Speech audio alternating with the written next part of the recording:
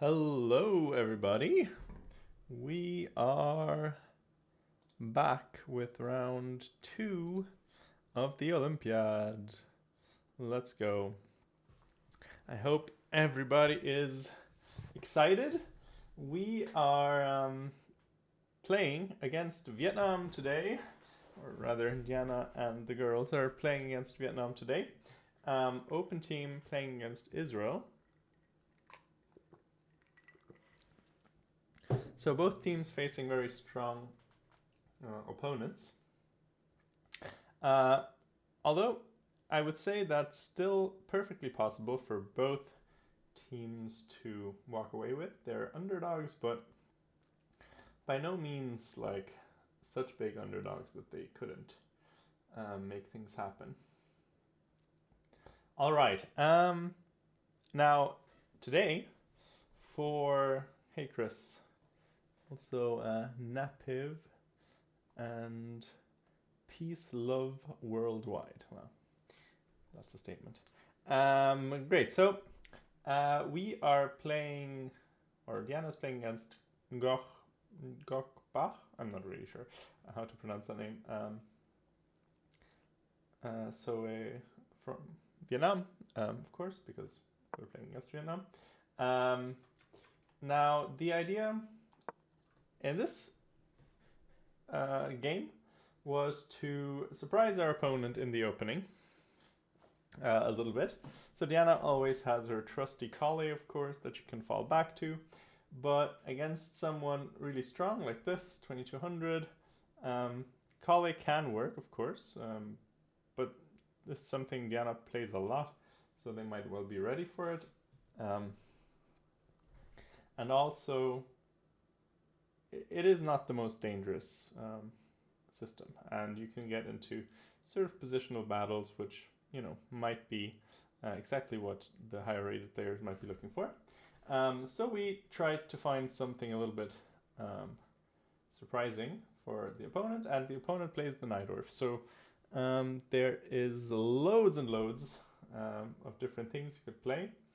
Now, the beauty of playing against something like the Najdorf is you could go down some super sharp line and know all the theory in one specific line and prep that, and if they follow it, you're probably going to get a big time advantage. And the position is going to be equal with you pressing as white.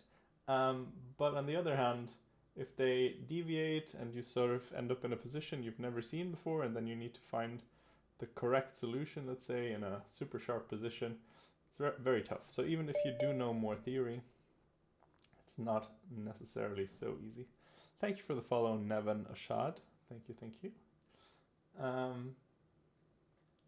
Yeah, so anyway, we decided to go for something that's not quite as popular. In fact, very much not a mainstream thing people play.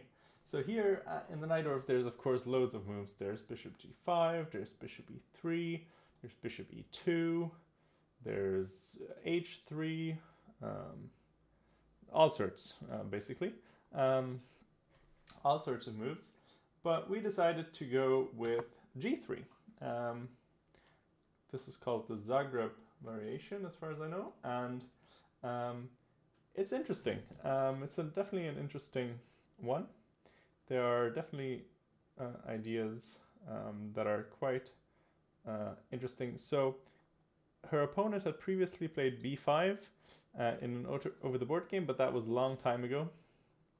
So we didn't really expect that to be repeated, although there was a nice piece sacrifice line that we prepared that several GMs had also fallen into, and that's basically just winning for white. But okay, that was a bit too much to hope for, that her opponent would go for this. But yeah, we saw that online she had played the main line here several times, which is e5. And here there's basically two moves, knight e2 and knight b3. Knight e2 is a little bit more common, with the idea being that you're going to put your bishop on g2, and eventually you're going to put the knights like this, and you're going to have a solid control of the center. of the d5 square, sort of a little bit like, well, I mean, this happens in the Najdorf as well, but sort of it reminds me of the Sveshnikov a little bit, where you have this battle over the d5 square, and you end up in positions where,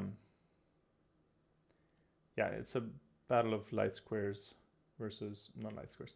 No, Diana's never played this before. I just, I was, yeah, I don't know. I'd seen this recently, and I was like, that seems interesting. And then I suggested this to her, and she was happy to play it. So, okay, here in the past, she has mostly played b5, which isn't the best move, but it's very common. And then you can just play knight b5, knight d5 right away. And there are some tricks here because, for example, if you play b5 and take here, and then if you take here, you're basically already in big trouble after bishop g2 because of this diagonal. And yeah, black has to be very careful. There's something like this, and then we actually have this little trick here, and then we take the rook with check and all sorts. So this is very good for white. But okay, our opponent apparently well prepared, or I don't know about well prepared. She thought for a long time. So Diana's up substantially on time here, or I mean 15 minutes, a reasonable amount to be up out of the opening. But her opponent played it a little bit more timid, not going for b5 right away, instead developing first. And now Diana played knight d5, which is not my favorite move here. It is kind of, well, kind of a thing that we at least want to take with a piece on d5. We don't ever really want to play pawn takes d5. So I don't like what we've been doing here. Actually, I don't know how she came up with this move order, to be honest. Knight d5 is really not necessary. You can play... Actually, you can also just play castle and then something like g4, or maybe right away as a plan, because this is like a common thing. You can sort of play it like close to Sicilian. Something we looked at, so h3, g4 with castles, and also a4 to just prevent b5 now. Or probably you can also, yeah, I mean castles would have been maybe the normal move. But she played knight d5, which is definitely not really what we're looking for. And definitely after knight takes d5, we want to take with the queen. Yeah, because now after knight f6, we can maybe go back to d3, but at least we're keeping control over the d5 square. Maybe we can do something like this, or only just knight c3, and at least we have some positional grip still. But I don't understand why we capture with the pawn. I don't know. We'll see what Diana's idea is. By the way, we can turn off the computer, but computer is not a fan.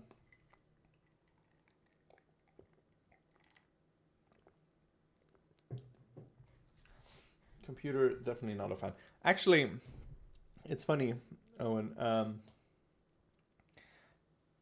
There's an incredible amount of games in the database for all the Vietnamese players.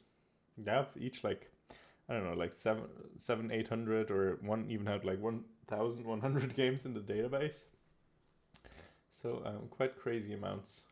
Some of them, or a lot of them, I guess, are Title Tuesday games. But still, a lot of games there. Unfortunately, we don't have the newest chess base, so we don't have some of the very up-to-date games in a easy to navigate format. But we looked into it. Like, it was enough that we knew that she plays the Najdorf, and we saw some of what she plays in this line. Yeah, and I mean, she didn't play this particular variation, which is why Diana didn't maybe play this the most correct way. But yeah, it's okay. It's okay. We're yeah. I just wish you would have taken with the queen here. I don't. This is something we even talked about. We even talked about this, that you don't want to take on d5 with a pawn, because now, I mean, this is really not a nice structure for white, because now you can castle, you can play f5, and this is just not a strength. So yeah, I'm not too happy with how the opening went, unfortunately. But okay, you can mix up your prep sometimes. It happens. You can still play a good game.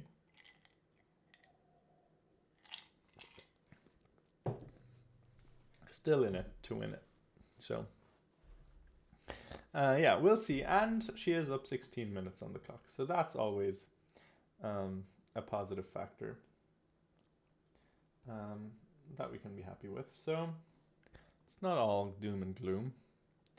Anyway, let's look at some of the other Ireland games. Trisha on board 1 today. Our board 1 highest rated player coming into the action after resting yesterday. Today Tosh is resting, dodging some of the high rated opponents, maybe smart for the mental. But yeah, no, I mean, somebody has to rest, of course, and since Lara, Tosh, and Diana are all approximate, and even Alice are all sort of approximately, I mean, let's say a similar level, within 100 points. Yeah, it's not such a big deal who of them rests. It's only Trisha really who is sort of a level above. And she's 2179 now, but she's also been like above 2300 recently. So, yeah. Let's see. So she played a Bogo, or she's white, I mean, her opponent played a Bogo. This is a variation I liked as well. It's sort of a, well, actually no, I don't like the Queen E7 one. I just like taking right away. That's my favorite. I don't really understand this, but I guess you're playing maybe E5, so it doesn't matter. Your queen is well placed on E7. I always like this kind of thing where you then play B6 and sort of try to do the Dutch style of attack. But okay, she goes for the more solid, more reasonable D6 E5 plan, which makes sense. Trisha drops back her bishop and bringing more force to the E file. I assume this is some sort of known territory, more or less. I don't know, let's just peek at the analysis. Yeah, so white's a bit better. The Bogo isn't the most, I don't know, it's like, it's a decent opening, but it's not like the engine instantly gives 0-0. It gives white a little bit of something. And it's an interesting one. Definitely a lot of play here. But Trisha is very good in these sort of a little bit quieter positions, and she can navigate those very well usually. So, yeah, let's hope she can make something happen. She castled, makes a lot of sense. Getting out of the slightly nasty pressure on the E file. And now we'll have to see what her opponent does. She's a little bit lacking in development for now, but that should be remedied easily enough. Yeah, we'll see. This looks pretty normal. Let's look at Alice's game. Alice with black today. She became a Najdorf player as well, but today her opponent plays d4. And I think she plays like the Chebanenko Slav or something like that. Oh, no, actually, no. The Noteboom variation she played a bunch of times now. I remember now. So kind of a QGD, and then eventually you take on c4, if that's allowed. But okay, her opponent's playing in London, so, or kind of. So, yeah. that all goes out of the window. So London instead with c5, pretty normal. Yeah, I'm never really a big fan of these positions where you lock in your bishop, but that's just a me preference. It's objectively totally fine, of course. Yeah, this looks pretty standard. I'm a bit worried about Alice already being down sort of 16 minutes on the clock. In a pretty, I don't know, like, let's just check about the book here. I'm sure it's been played before, yeah. So 193 games in this position. That is over the board games in the chess.com opening book. So here, I guess, most common move is b6 instead of rook e8. But, okay, 95 and still 193 games. Oh, and she took. Okay, interesting. I mean, I guess she just wants to avoid having to do this, but I mean, it's not really threatened. But I suppose that white usually plays f4, so maybe she's just preempting this. But I don't know if I like it. It seems like I don't really know what to do kind of move. Because, I don't know, it sort of takes away from our pressure in the center. And also sometimes in these positions we do actually play c4 and then we play for b5, b4, I think. I don't know. As I said, I'm not really well versed in these positions. Most common apparently bishop takes, d takes, knight d7, which this looks perfectly normal as well. And then f4. So yeah, actually I would much prefer this. Here you have all sorts of things you can do. You can play f5, I think. You can play c4, maybe queen b6 or something. So this would have maybe been slightly more solid, but I think, I mean, it must be okay. It must be okay what else is done. I mean, it can't be too bad. Let's see what the computer says. Yeah, plus 0.5. I mean, it does turn London from equal to a little bit better for white, but that's okay. I mean, at least her opponent won't be so certain in her lines anymore. Okay, but anyway, let's look at the final game real quick. Laura getting double black, a bit unlucky for her, because Ireland got, I don't know how to call it, like if you're named first in the pairings, then you get white on board 1 and board 3. If you're named second, you get white on boards 2 and 4. And Ireland has been named first twice. Now, it didn't really matter too much for the others because Alice played on board board 1 before. Now she's playing on board 3. Sorry. She played on board 1 before, now she's playing on board 2. Hello, human person. Thank you for the redemption. What was I saying? Oh yeah. No, what was I saying? I was saying... What was I saying? I have dementia. I think I was saying I have dementia.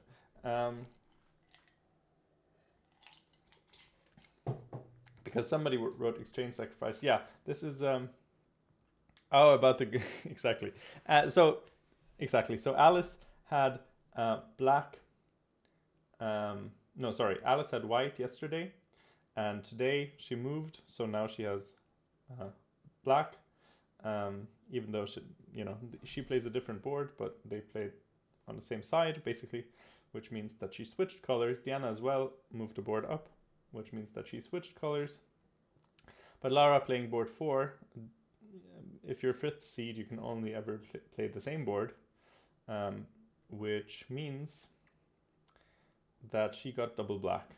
But as she won yesterday, maybe it's not that big of a deal. And I guess also yesterday she was playing against someone unrated, so it's maybe not quite the biggest deal. Anyway, she's playing black and her opponent playing the Catalan. It's actually interesting. The whole team, I say, but both Vietnamese players are playing d4, and Trisha also played d4.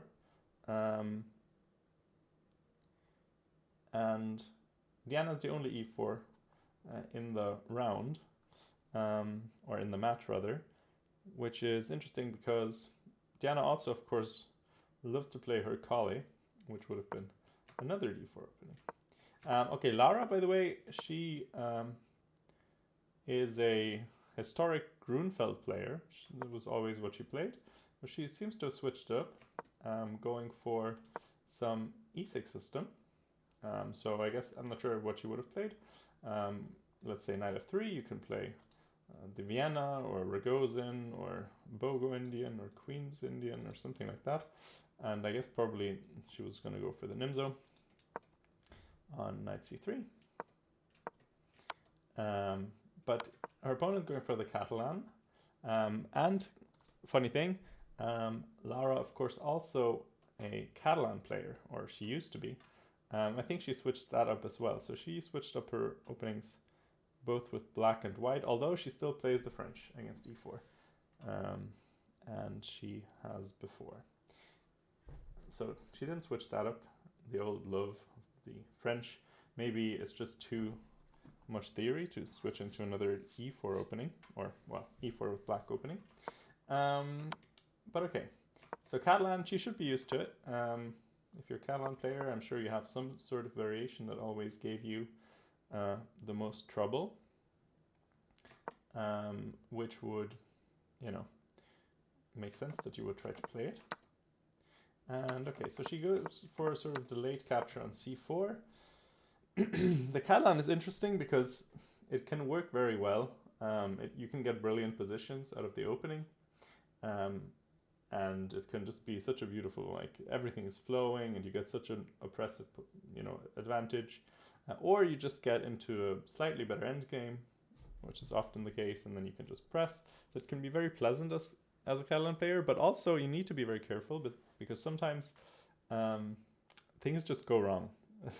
Like sometimes you can't put your finger on it. Like I saw some games yesterday where some, let's say, FMs or IMs were playing against like high GMs, and some Catalans went really wrong and black was just crushing.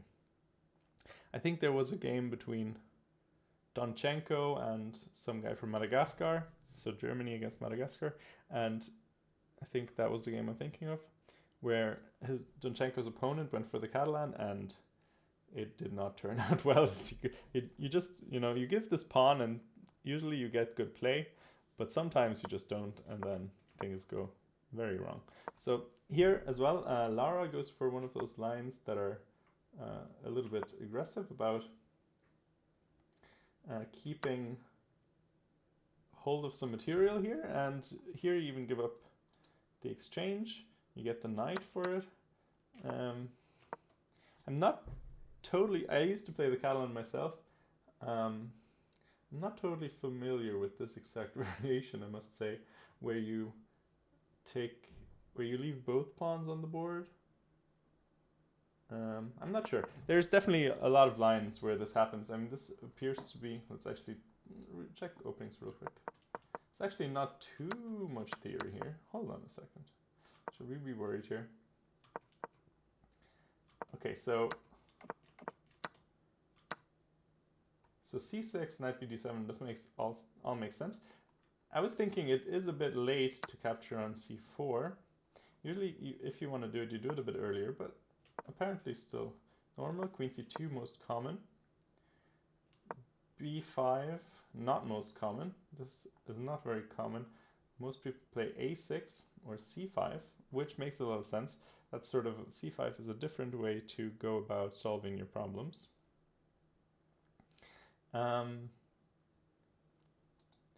Yeah, so this is a bit of a different approach from Lara. And then here, even the most common move is still c6, so she's going down a very unexplored line. So b4, but she seems to be playing everything quite quickly, so I'm very intrigued. And now queen takes c4, this has all still been played. Knight takes c4, most common move here, so they're really going out of their way. You take the knight here, bishop f4, queen h5. Now we're apparently transitioning back into something that's a little bit more common. Bishop f3, knight g4, takes, and here 11 games in this position, and most common is queen takes. But her opponent went for knight d2, trying to take with the knight, which is a bit more desirable. Now you have all sorts of questions to answer. There's questions about taking here. There's, I mean, this is hanging. Very complicated. Okay, everybody who has reached this position so far played e5. I mean, it's all a bit abstract. Truly incredible amounts of not capturing on c4. Yeah, I mean, this is sort of the Catalan player's mindset. This is also why you sometimes get into trouble. You know, you want to, like, when you play the Catalan, your deepest wish is to capture c4 in the best possible circumstances. That is sort of a big point of debate in the whole opening. You want to only capture when it's really, you know, the best possible scenario for you. But sometimes you miss the point, you miss the moment, and things go very much downhill. And things can go very badly from then on. So it's a bit of a double-edged sword for sure. I don't know, let's just have a look at the eval, because this is a little bit complicated. And we're gonna move on back to Diana's game in a second. So e5, apparently black is slightly better. Okay, but this game is going in weird directions. So she played bishop a6, which apparently not a great move, because knight takes c4. And now, this is what I'm talking about, because now this is the moment, you know? This is the moment for white. And after g5, you're sort of threatening this. You have knight e5 and queen takes e2, and it's just a whole thing. It's a whole mess. I understand why white didn't do this, because this does look a little bit scary. And then you give this, and it's not at all clear. So instead, she played rook fe1, which, I don't know, let's be honest, it doesn't look very good. It doesn't look good as a move. It doesn't convince me, personally, very much. And now, again, Lara is apparently quite a bit better after e5 or g5, but I doubt she'll play g5. Although, will she play e5 as well? I don't know. I mean, it makes sense. It's a good tempo to get. And the bishop really doesn't feel very comfy. And then maybe you get knight d4. It looks very nice.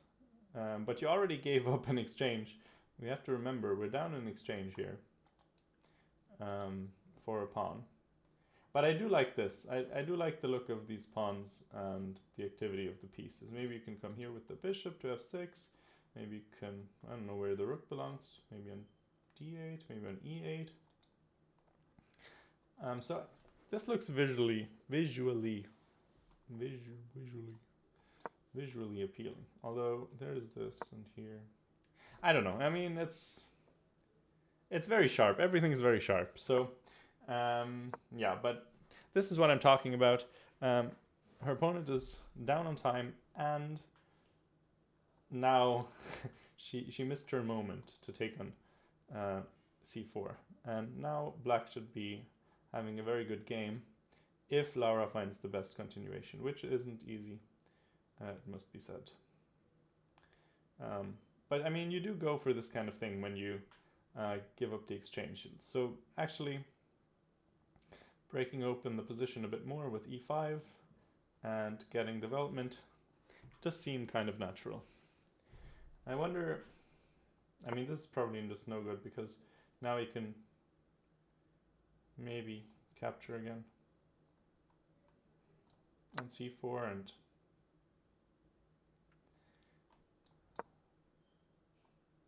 I mean, this also doesn't look like the worst thing in the world.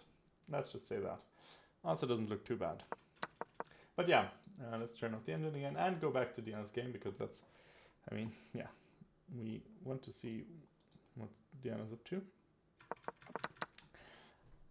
As we said earlier, we weren't too happy about knight takes d. We weren't too happy about e takes d5 in the opening. A bit of a misconception of what this thing is about, because it's really about the d5 square, and we really want to keep a piece there, and we want to play against this weakness on d6. And if it's a bishop we get there, then I mean, you know, it's nice. But yeah, it's not as easy as that. And knight f6 is not the most well, okay, actually knight f6, I wonder if this was good, because it doesn't strike me as correct, knight f6, because I would have thought we don't want to play knight f6, we want to play b5 and maybe f5 and play knight c5 and sort of take all the space everywhere. Maybe h6 just to you know, play it calmly and maybe do this at some point, because now there's not a weakness anymore. We don't really need to keep the dark square bishop around. So knight f6 doesn't really make sense to me from that point of view. So I mean, it does attack this pawn, but it's not like this pawn is in any danger. It's protected twice right now. It's only attacked once. I mean, if you do this, then you're creating another weakness. You're making your dark squares a bit weaker. And now, in fact, like many of the plans don't really seem as useful anymore. Even b5 now. I mean, maybe we can play like a4 now. I wonder what the computer says. c4, castles, a4. Yeah, all of them make a lot of sense, which I like. So, not too upset with the position anymore after knight f6, as much as I would have been if she would have played maybe something else, something that leaves the pawns free to go forward. But this is the reality of Najdorf players. If she was a Sveshnikov player, I'm fairly confident she would not have played knight f6. But maybe that's just me being obsessed with one type of move, which is f5 in these positions. But okay, let's quickly go over to the men's section. Also, actually, this is an interesting matchup on board one. Singapore against US. US was looking tiny bit shaky. Oh, and also this is also interesting. Peru against Hungary. Not at all bad, Peru. Lovely Peter Lecco is resting. That's so sad. Interesting though. Resting against Peru. I mean, I guess they're still quite big favorites, but they have Corey on board one, 2600, and if he wins one, then, I mean, he is playing against Report, who is incredible, but also a little bit mercurial at times. We can also just look at this position real quick. Let's just appreciate what... I think this is the best tournament for Report fans, because he's just going to play such random things. So it's already weird, right? Like, I mean, he likes to do this. He likes to do this queen takes d4 thing. But just for reference, let's just quickly look at the openings, just because I'm a Richard Report super fan and a bit of a nerd. So everybody here plays bishop b5, right? This is kind of like the move. Now, queen e3 has been seen before, but really not very common. Then, most common moves, bishop e2, h3, c4. He goes knight c3. 62 games left on move 6.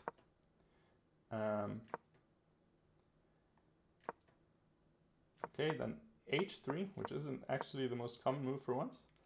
Bishop c4, that's so normal. And then a4. And here already, report has one idea and one idea only. Does it make sense? Probably it does in some way, but also it's a little bit like, you know, usually you do this when you have some sort of plan of attacking, you swing the rook over, you activate it this way, but report is like, no, I played a4 with one idea, okay, maybe two, I mean, we are sort of controlling this break and stuff like that, so there's this, but rook a3, such a nice move, in a sense, because this is now no longer possible, the pawn is no longer pinned, so we basically unpin ourselves by playing rook a3, because now it's protected, and it has scope. But you can just tell that this is what he wanted to play the whole time. Like he just did this so he can play this move, and his opponent is a bit confused.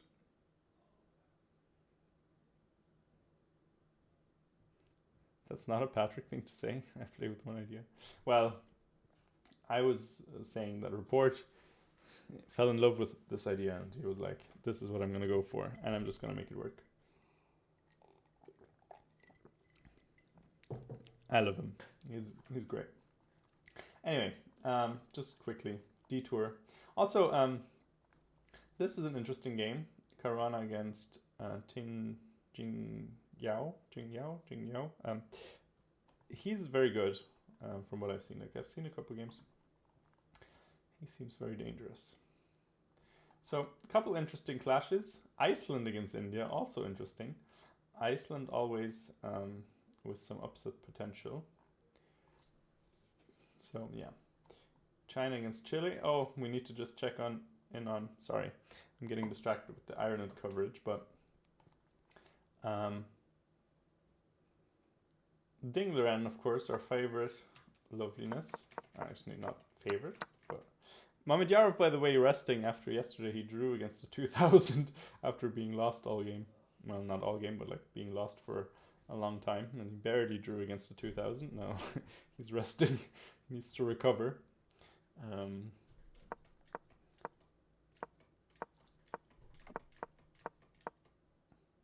Okay, so Ding playing some classical. Well, okay, guys, playing classical Sicilian, which is what I play. So I'm always happy to see this. Queen d3 is one of those variations that is like a GM thing. Everybody normal plays Queen d2.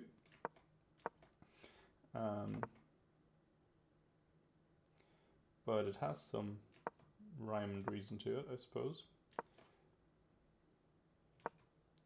Okay, here I'm pretty sure bishop e7 is the move, but his opponent had other plans. Seems to be up on time, like over 30 minutes, so interesting stuff. King b1, now bishop e7. Okay, this could be a nice game. Like, I always, you know, gotta be hoping that Ding scores some points. Gets his confidence up a little bit for the World Championship match. He's only played in these Super GM round robins, which, you know, aren't great when you're not sort of in form as much, which, yeah, it's kind of a danger, because you're just gonna not have any easy games. You're always gonna be in danger of losing if you make one tiny mistake. So yeah, hopefully Ding can play himself into form a little bit, so he can get ready for the World Championship match. I hope it's going to be a good one. Hope it's not like a blowout, so that would be disappointing. Anyway, let's look at Team Ireland real quick. Conor Murphy against, playing white again, by the way. They might be doing the same thing they did last Olympiad, trying to get him a GM norm by letting him play white every game. So I don't know who they put on board one. Oh no, he's been board one right now. Actually, never mind. He's nominated as board one, so they can't do it this time. It's actually impossible, because obviously if you're nominated as board one, you can only ever play as board one. Last time he was nominated board two, and he would basically play board two when board two had white, and he would play board one when board one had white, for the most part. So he would have better chances of getting a GM norm, and I think he did last time with a crazy good performance. Yeah, anyway, Let's see how it goes this time. What opening do we have here? Another Sicilian. This time in Najdorf. Okay, h5. This is like the Dragendorf. Or is this? No, it's actually not, is it? Never mind. It's with e5 as well. So, never mind. This is just a kind of a rare variation of the h5 line. Usually, what's the normal way to play it? Hold on 1 second. Oh, rook d1 was played. See, I didn't even see that. Sometimes I click through the games too quickly, and then I don't realize what's happening. Okay, so never mind. So this is I guess sort of one of the variations that can occur after rook g1. There was another game yesterday where rook g1 was played at the Olympiad. It was a very exciting one. Anyway. So this is the position. 1 hour and 7 against 1 hour and 3 minutes. Both taking their sweet time. 11 moves, both already spent half an hour, basically. So yeah, this is interesting. I can't tell you too much about it. I mean, this is a very Najdorf-y structure. Although, by the way, I can tell you the opening book calls this variation the freak attack, which, I mean, that on its own is like reason enough to to play that variation, in my opinion. That's crazy. The freak attack. My goodness. All right. Anyway, that's Connor Murphy's game. On board 2, Tarun. I guess that means that Alex Baburin is resting today. Wait, let's flip the board. Tarun is black. Okay, so a reverse Sicilian. Okay, basically loads of Sicilian structures. Even when they play c4, we still end up in this kind of Sicilian thing. Bishop a7, interesting. Okay. Yeah, looks pretty solid for black, to be honest. I don't mind this position. Maybe queen e7, rook d8, something like that. Maybe knight b5 is a bit annoying because then you have to capture, and then maybe you get an open f file or something, and you can play d4.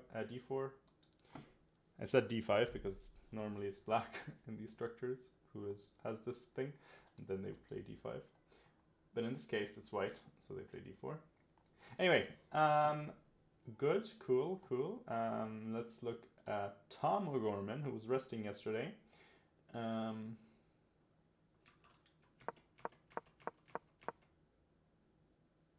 Back in action. Okay, so we have a Roy Lopez. Is this a normal move? Is this a thing? Bishop c5. Is this a thing? Can anybody tell me? I mean, of course it's a thing. I mean, 2630 GM is playing it, but like, is this the thing? I don't know. Like, I don't know any Roy Lopez theory, so I just know that this is something you don't see all the time. That's all. Okay, so c3, d4. I like this for white. I don't know. It seems odd to go for this. And we castle. Okay, bishop e7. Captures. Okay, and I guess now black wants to break down the center. We trade a bit. But I don't know. This looks nice for white, doesn't it? I mean, I like this. Maybe a rook e1, and then we'll, if they take, then we'll just take with pieces and have these hanging pawns, and maybe play bishop d3 and sort of try to attack or something. I don't know. I kind of like this for white. Okay, so instead what happened was h3, so not rook e1.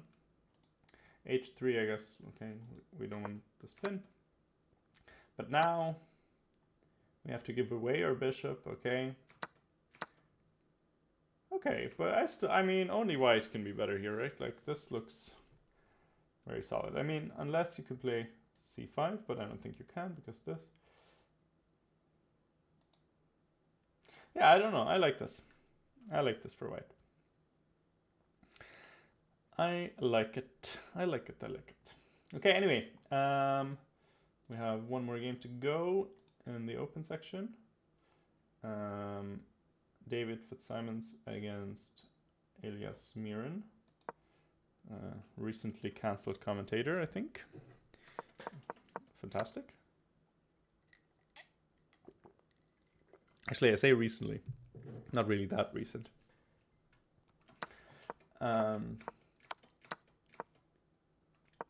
It's fantastic how GMs always have opinions that don't gel too well with just decency and also reality a lot of the time.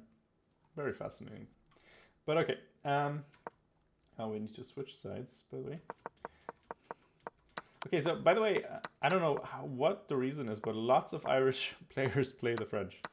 I don't know where the intersection comes from. I'm really unsure. It's a bit odd to me, but okay. Maybe it's sort of the age-old anti-English Catholic alliance or something. Who knows?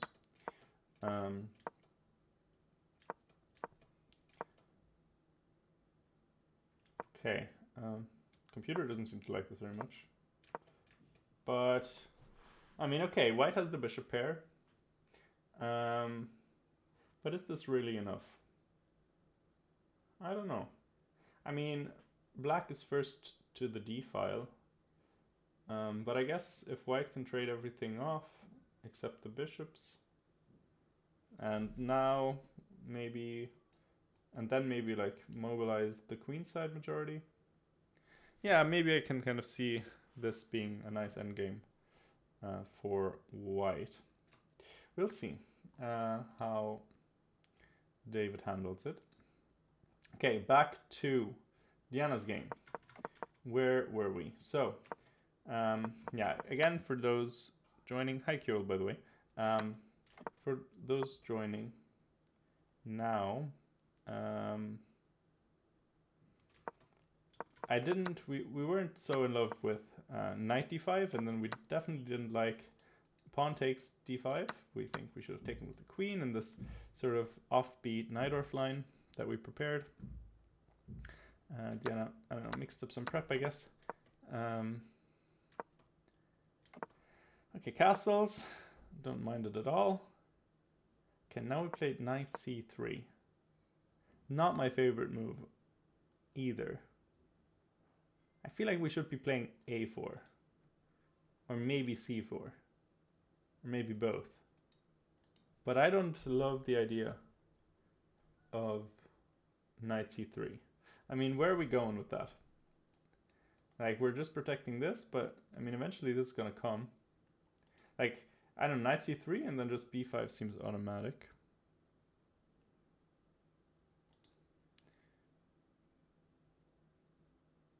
Good luck, Waterford Wizard, with whatever it is. Hope it works out. Now let's see. Yeah, b5. Engine likes it for black. Yeah, b5 does seem kind of automatic and very good. Not sure what Diana's plan is. Maybe she just wants to play a3 and say... But it is sort of, I don't know, problematic that we don't have a plan in this position. How are we ever, like, we're just forever trying...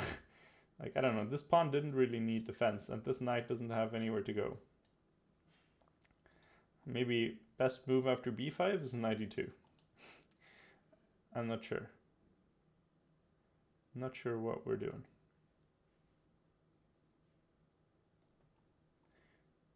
In fact, let's just look at it. Here, I wonder how highly knight e2 is ranked in the move recommendations. Because I mean, to be honest, actually, knight e2, the problem is now we can't really play c4 and a4 anymore. a4 we can play, but not c4. Okay, once a4 here, and then b4, and then knight e2 back, or knight b1 back. Yeah, I mean, this doesn't look super good. Maybe we can do this, and then, actually, I don't mind it. If this happens, not this. If this happens, maybe we're fine. Okay, but yeah. Okay, Diana's still up on time. Still up on time solidly, 15, 16 minutes. But after b5, we do have some questions to answer. Maybe this, and then we can play c3 eventually. Yeah, I don't know. It's a bit touch and go.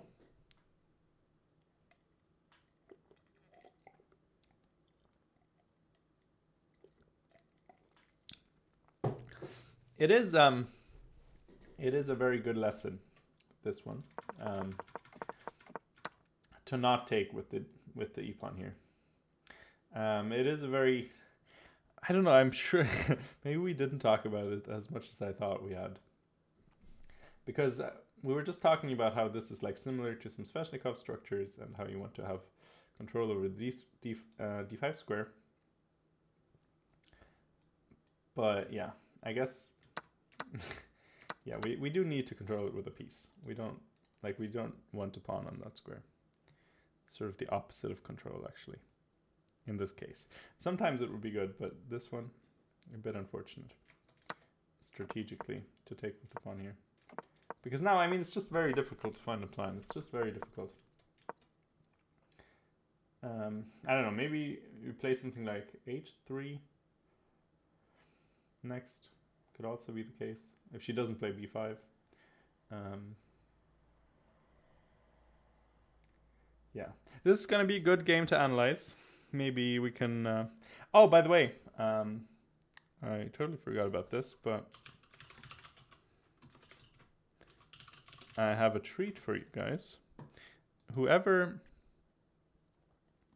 hasn't seen it, there are, well, so far there's only one, but there are recap videos. Diana is doing recap videos of her games, and everybody watch them, and everybody follow Diana on YouTube for extra content where she breaks down her games every day after the round, or that's the plan at least. Write her something nice in the comments, because she gets demotivated, discouraged when people say mean things. So be nice. Say you like the videos. Actually, they're really good. I mean, I personally found it really entertaining. Actually, let's do a command recaps.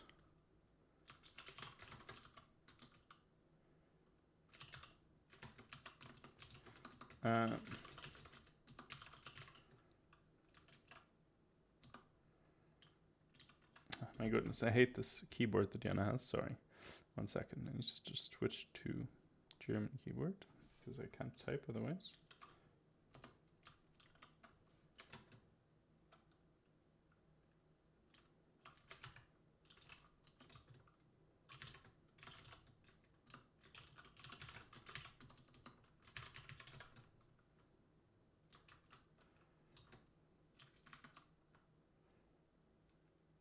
Okay, there you go.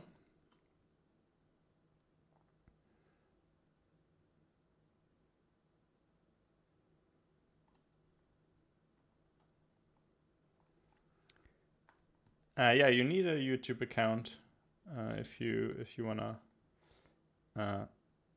comment. That's true, but any Google account will work as well. Yeah, good idea. Pin the link. Also, if anybody wants a postcard written by Diana, signed by one of the top players at the Olympiad, tier 3 subscriptions will get you there. We'll get you a postcard. Yeah, maybe there's going to be a little drawing on it if you're lucky. I don't know. But that would be a lovely little reward. We're trying to get to 100 sub points 3 months in a row, which would give Diana a better revenue share on Twitch, so more money ends up in Diana's pockets rather than Jeff Bezos, who really doesn't need the money. So if you can support the channel, tier 3 subs would do wonders, and it will get you a lovely keepsake from the Olympiad. signed by your favorite streamer and some top gems. Maybe you can even request one if you're lucky. Why Alex not playing? Is he resting today? Yes, Alex Baburin is resting today. Tom O'Gorman stepping in.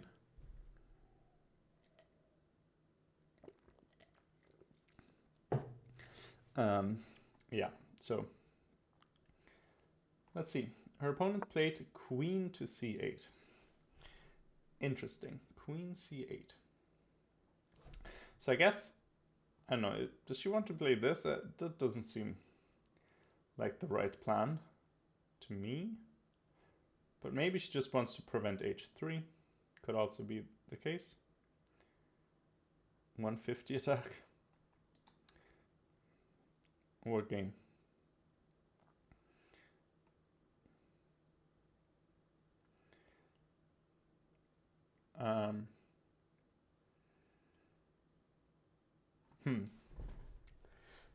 Queen c8, interesting. So now, I mean, I guess it's also technically pinning the knight. Although I'm not sure if that's really true on a deeper level, you know. I wouldn't mind sacrificing the c-pawn for some activity if I could. I don't think... Actually, okay, listen. What about... no, maybe not. Maybe we're weakening this pawn too much. But actually, okay, let's think about this for a second. Let's just think about knight a4 for just a moment. So we're targeting this square. And let's say... Oh, what am I talking about? Just stick with the bishop. Never mind, never mind. I thought we had something like this, but actually I don't think we do. Do we? Because you can't do this, because then this is hanging, so you have to take. But the problem is we sacked the pawn. I wanted to sack the pawn to get the c file, but we didn't really. It's recaps Waterford Wizard. Actually, let me put it in the title as well. Maybe it should be recap, to be honest.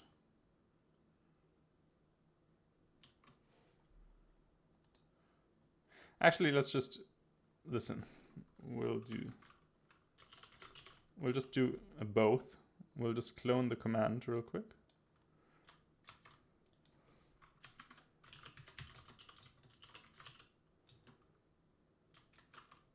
So if anybody mistypes, they'll just get the same output. So yeah. Anyway, I wonder what the eval of this is. Yeah, not great. So, but maybe not like the biggest disaster either. Maybe we can hold this. I mean, I did want to sacrifice in this way. Like, you know, here, here, here. And then, you know, I wanted the C file, which was really the goal behind this. And here, I wonder what this is. Yeah, this is sort of around equal.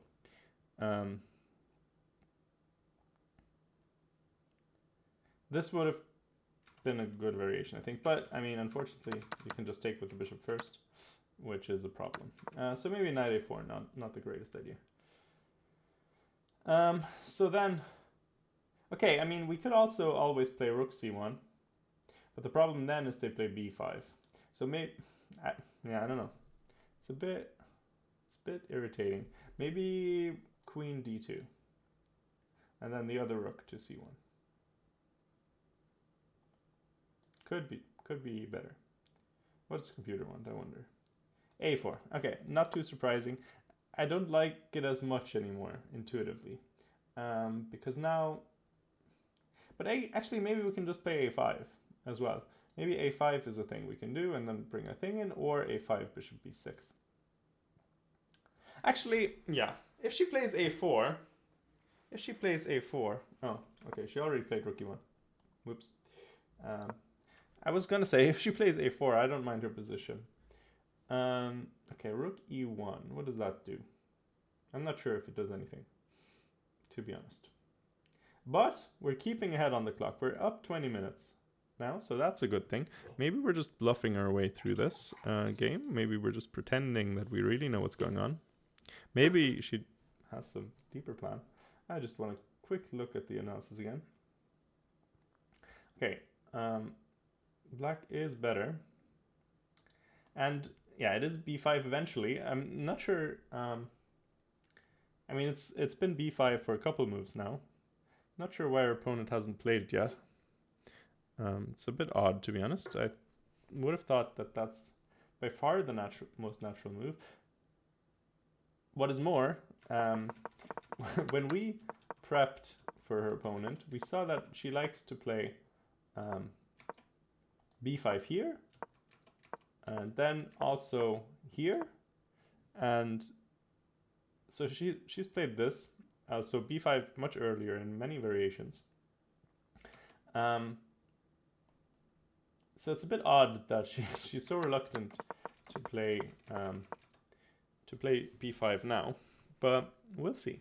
I mean, of course we're hoping that she does something which would be rather silly, like bishop h3, for example. I think it's kind of a, I don't know, that would just be an example of a bad move.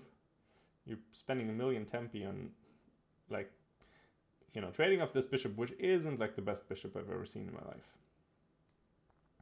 Not by a long shot. Yeah, so that would be what we desire. I'm not sure what else this queen is doing on c8. It seems strange to me that we didn't want to put a rook on c8, or that we didn't want to. I don't know. I don't really understand. Okay, I mean, this would have been also a bit odd. Well, actually, because this also covers a4, so I don't really understand queen c8. I'm not sure what our opponent's plan is, but we'll see.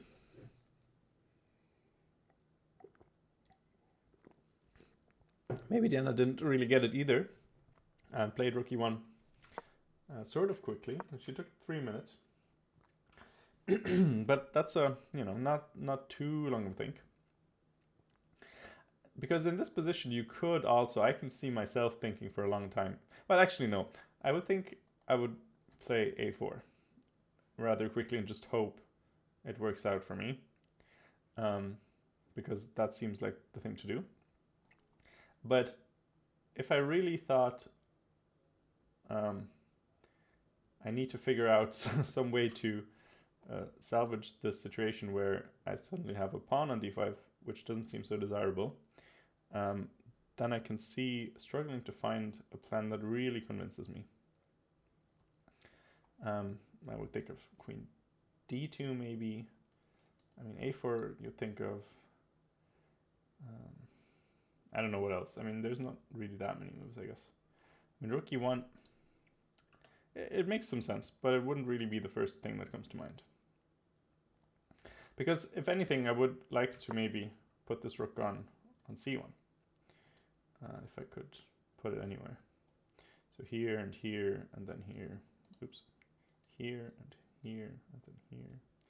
But of course we need to prevent b5 somewhere. So maybe a4 and then a5 if they let us. And then maybe we're okay. But okay, didn't happen. So rook e1 and we're waiting. Let's just look at some of the other games.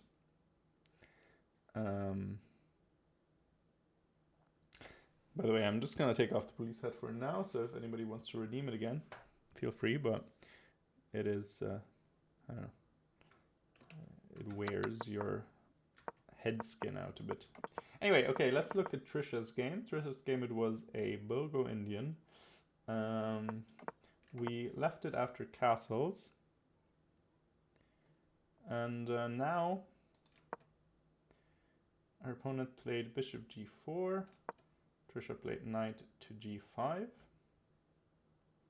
Okay, we're sort of putting a lot of pieces on e4. c6, interesting. c6, huh? I wonder about this. Let me just quickly computer. This looks very good for white, I thought. Yeah, and it actually does. And after c6, this looks very nice for white. I didn't want to spread fake news here, but this looks very nice. And, oh, this looks even nicer for white, apparently. Okay, I kind of spoiled myself here, but chat, if you were white, What would we do here? Kind of interesting. Instructive moment here. What would we play as white? If anyone is actively watching, what would you do here?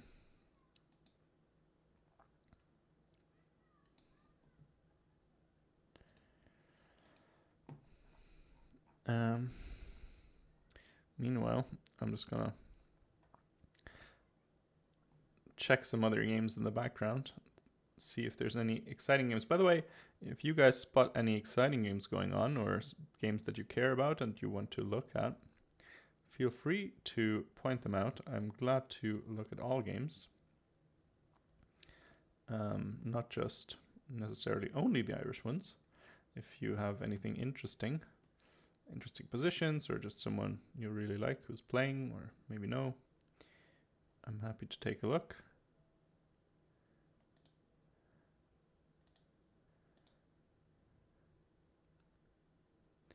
But yeah, anyone, what could be the move here?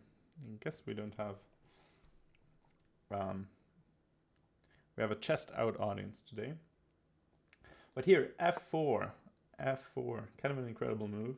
But we don't have to be too worried, because not only is our knight hanging, their bishop's also hanging. So that would have been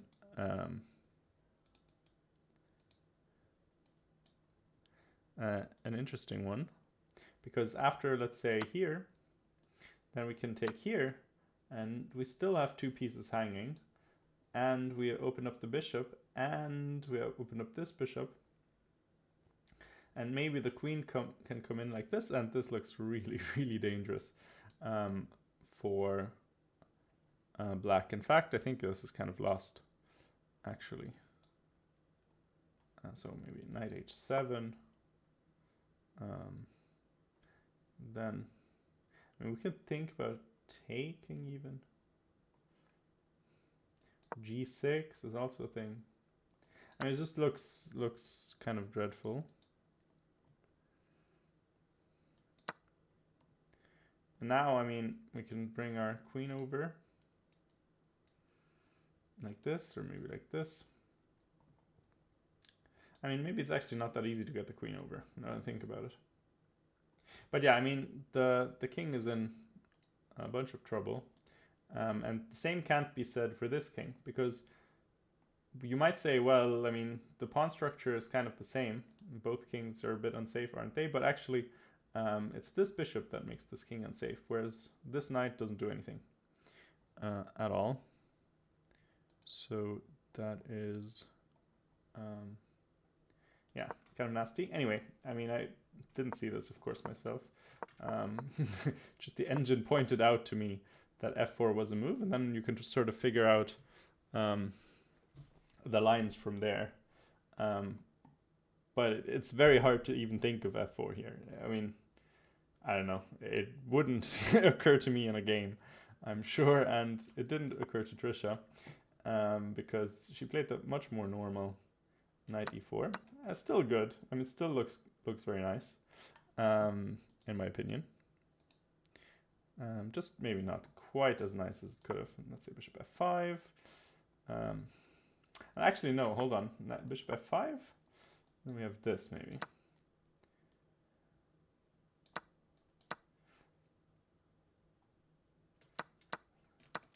Actually, do we have this? Hold on. Because then you come back. And maybe, no, that's illegal. Nah, maybe it doesn't work. Maybe it doesn't work.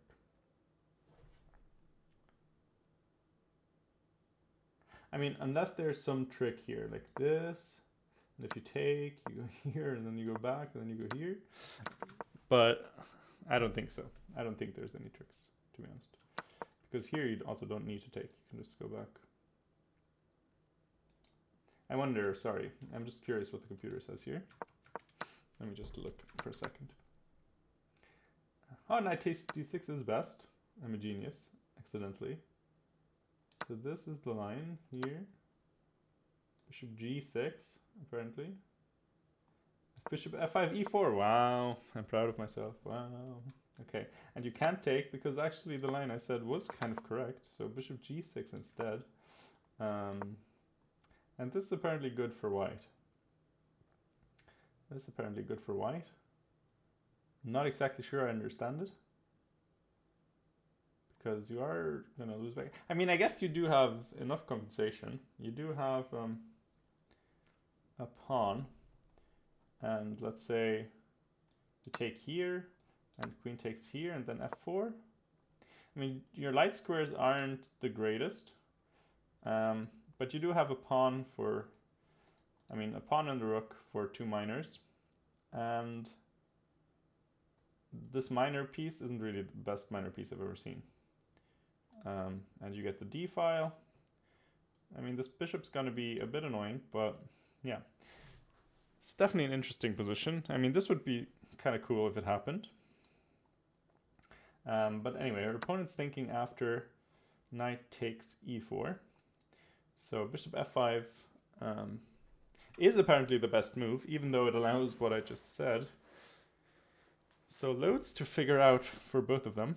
Our opponent, Trisha's opponent, is an IM, 2380, so very good. But Trisha also herself has been over 2300, I think in the past year, if I'm not mistaken. She is, I think she turned 18 now, but of course before you're 18, you have a little bit more fluctuation in your rating because you have K40 the whole time. For adults, that's only for the first couple of games you play that you have K40.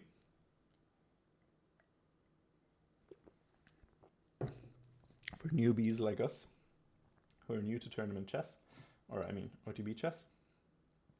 But yeah, this is a fascinating line. Okay, I think I'm going to revise my policy. Yesterday I was trying to do completely no engine commentary, but actually sometimes I think you can turn it off and on.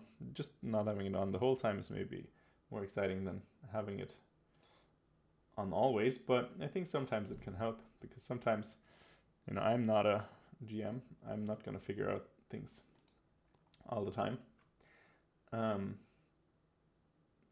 mean, at least not correctly. So it's going to help me not talk nonsense. Okay, so let's look at Alice's game. We left it here. We didn't love c takes d4. Didn't love it. I mean, normal would be takes here, f4, and then something like f5 or c4. This would be... Have I played in the Olympiad? I mean, I have definitely not played in the Olympiad. I only started chess sort of recently. I mean, compared to all these people who are playing here. Like 4 years ago, maybe, I started taking, actually trying to learn chess maybe a little bit.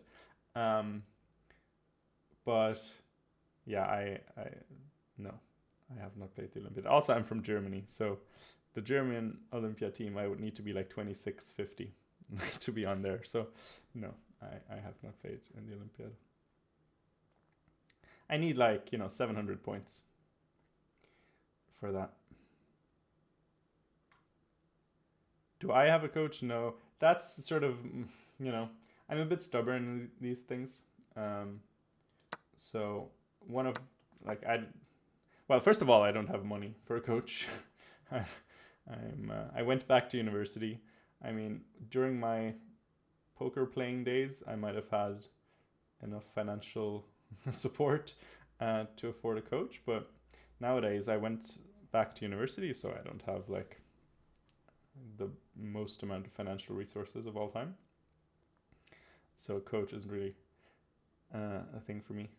And I mean, with Diana, we sort of coach each other a bit. I think, yeah, so I've done endgame coaching with her, and she's done, we've done some practice games together and stuff, but it's not, I wouldn't call it coaching. We've just studied together a little bit when she can be motivated to study at all. But anyway, what I was saying was I also have a bit of a like, because I'm not like, I don't have ambitions of becoming a GM. So therefore I was like, okay, might as well see how far I can come without any coach help. So that's another reason why I never really considered getting a coach, because I just wanted to see what I can do on my own.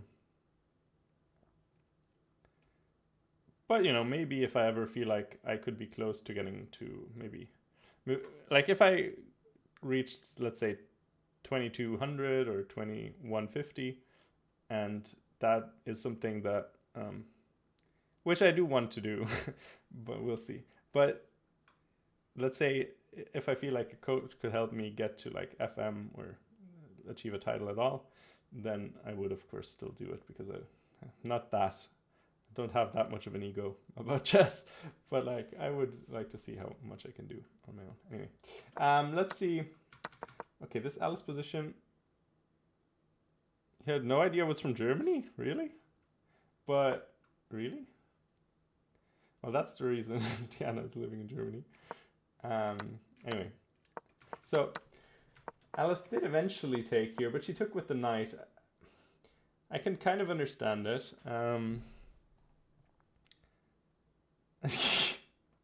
Yeah, maybe one day, First, I want to win the under 2000 at the next tournament I'm going to, and then we can see about the next part.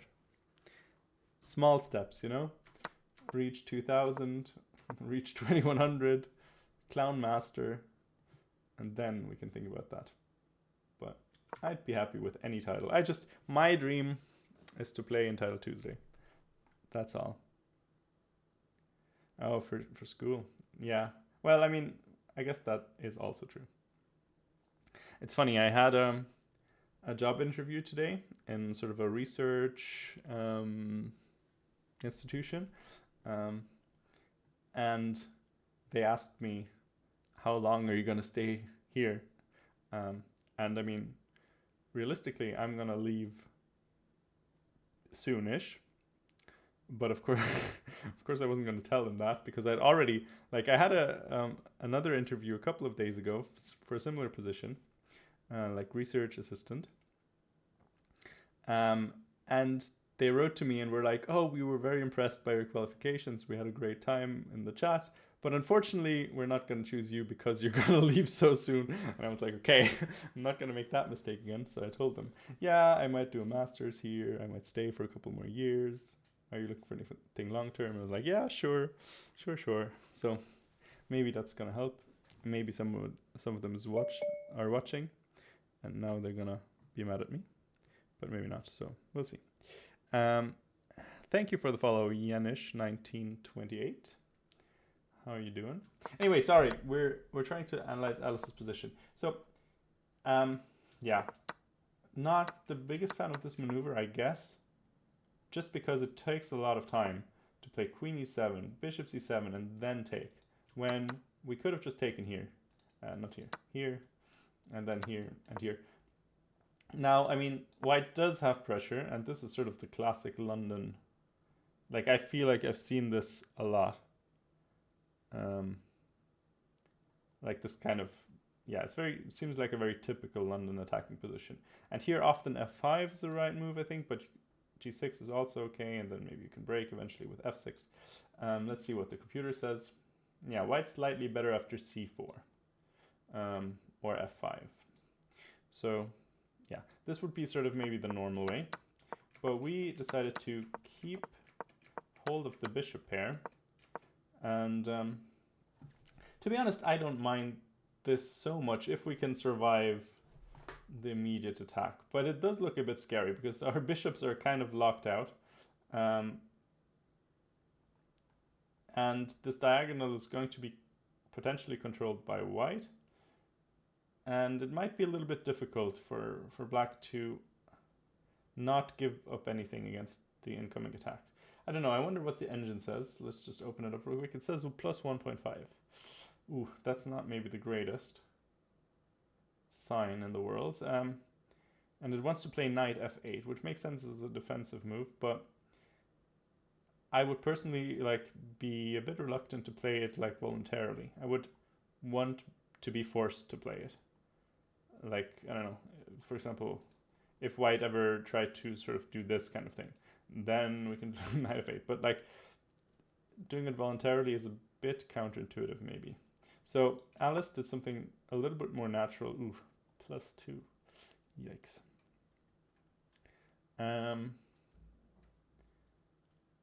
Yeah, and here,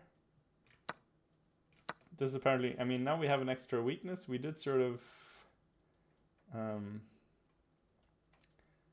mean, neutralize the attack a little bit. I mean, with the knight on f6, we're not going to get mated or anything. But this square is very nice. We have a weakness on e6. And yeah, okay, as you're saying, we're also down on time quite a lot. 95. I mean, yeah. Oof, this position is kind of nasty. I mean, we do have bishops. I mean, okay, white also has the bishop pair, so it's not really an advantage. But the problem is, I was going to say, let's say, I don't know, white had 2 knights instead or something. This bishop pair is like completely neutralized. It doesn't do anything. This is sort of a, yeah, not a great position for the bishop pair. It's just stuck defending our weakness. And yeah, this is going to be a tough game for Alice. She's playing, of course, against a very strong opponent as well, which doesn't really help defending this kind of position. But this is a very, actually, this I find is a very instructive game against the London. I think this is also why people don't like playing against the London. Because like you're sort of forced to do silly things against the London. Like you're sort of forced to give up your bishop pair like this, to put your knights in positions that don't look great, to give up this space. Like, this is the way to play, but it doesn't look super appealing. Like, you have to do things that are a little bit, I don't know, a little bit ugly.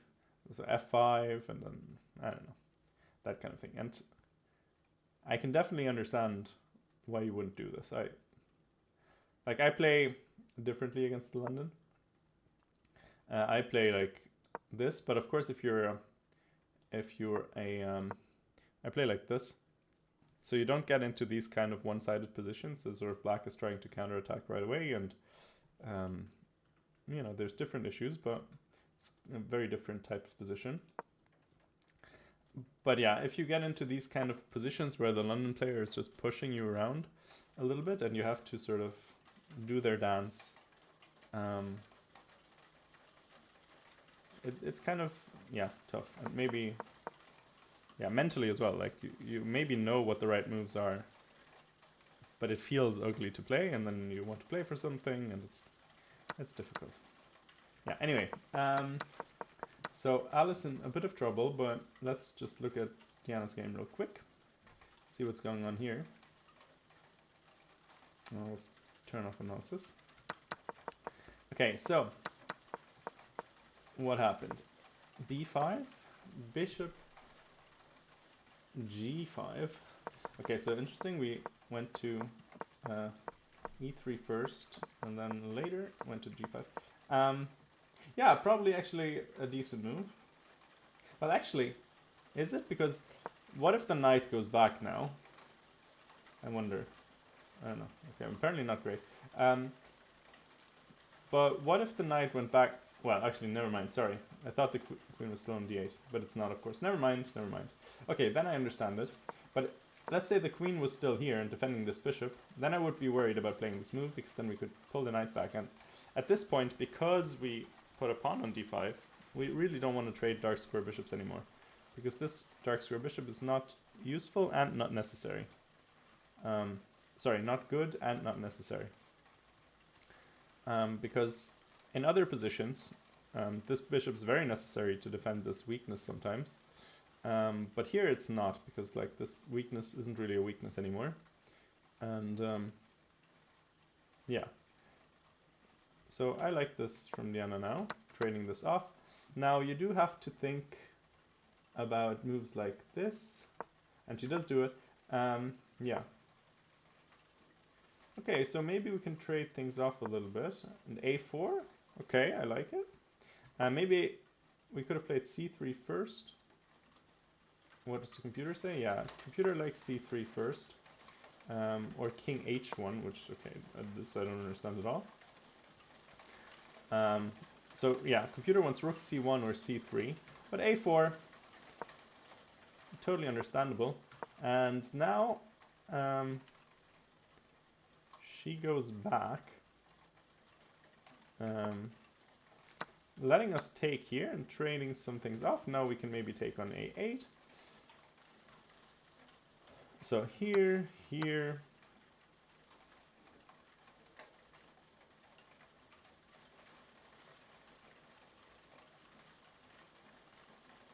I wonder if we can do something silly like this. And what if they take here and we just play here?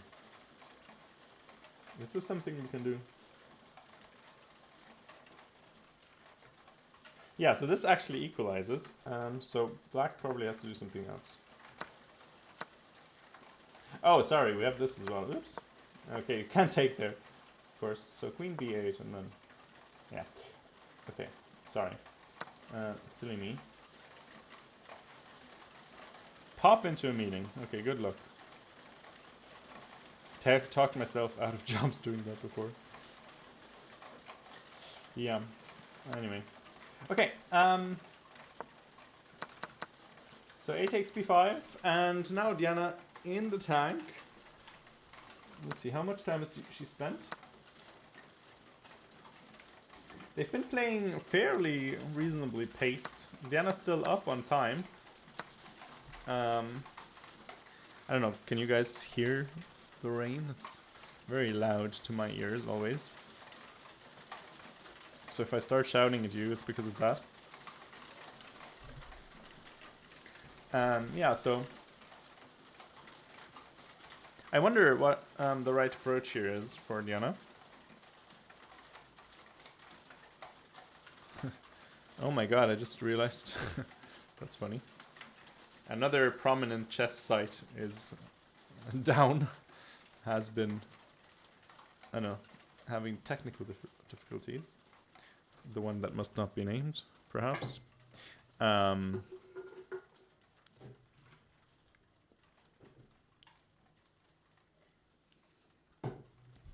Yeah, so ICC again. Yeah, ICC always messing up. Classic. A classic case of ICC malfunctioning. No, of course. Maybe we're talking about a different one.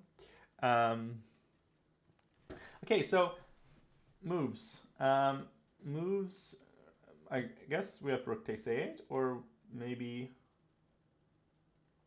c3.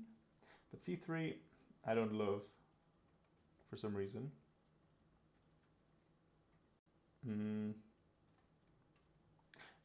just afraid that we're going to trade this pawn off somehow, and then these pawns are going to be weak, and we're not going to have any compensation. We're going to end up pawn down or something.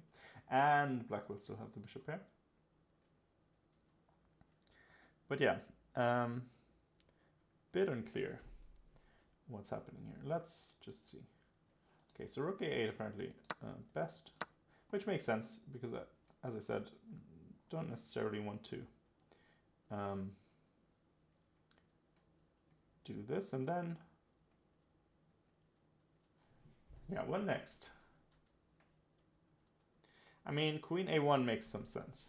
Queen a1 makes some sense, and if they play, I don't know, queen b7 or queen, where's the queen go? Queen b7 makes sense, I suppose. But I guess that means that black would get the A file, unless we do something like this. Sorry. No, actually, I mean, important is we're never hanging this because no, if knight f6 check. So let's say this moves, and then we need to find a way to play this.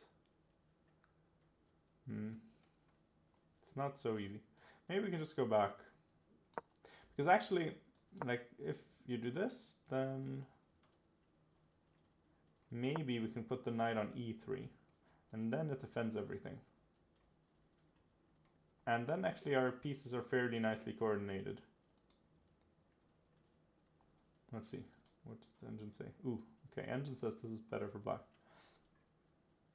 Okay, well, I guess we gotta believe it, but to my eyes, this doesn't look like the worst thing in the world. But yeah, doesn't seem to be too good. This is, of course, quite a long line, so we're unlikely to get any of this. It was just sort of my first moves at each point. So yeah, but I still think that rook takes a8 probably best, I would imagine. And then we can see where things go after that. Okay, let's, I don't know. Actually, I kind of want to see what's going on. Let's just quickly go through the opening games one more time. Just stop by every position. I'm going to do it with engine because we're not going to take too much time on each game. Okay, so apparently A3 was wanted by the computer. But okay, Connor, this is an interesting looking position for sure. We're going to have actually, funnily enough, a similar kind of issue here where we're going to have very randomly two positions in a sort of like e5, d6 Sicilian structure where white ends up with a pawn on d5, which is usually not favorable, and I think here also it's not favorable. Here it also isn't favorable.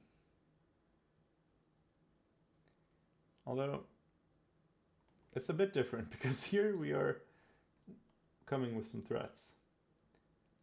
So maybe it's not quite. Maybe a g6 with the idea of bishop f5 could be nasty. Yeah, okay. Eval bar? That's fine. Okay, but we do have bishop g2 to e4. So here, here, here, and we're fine. Or I suppose we also have this, this, and this. Also fine.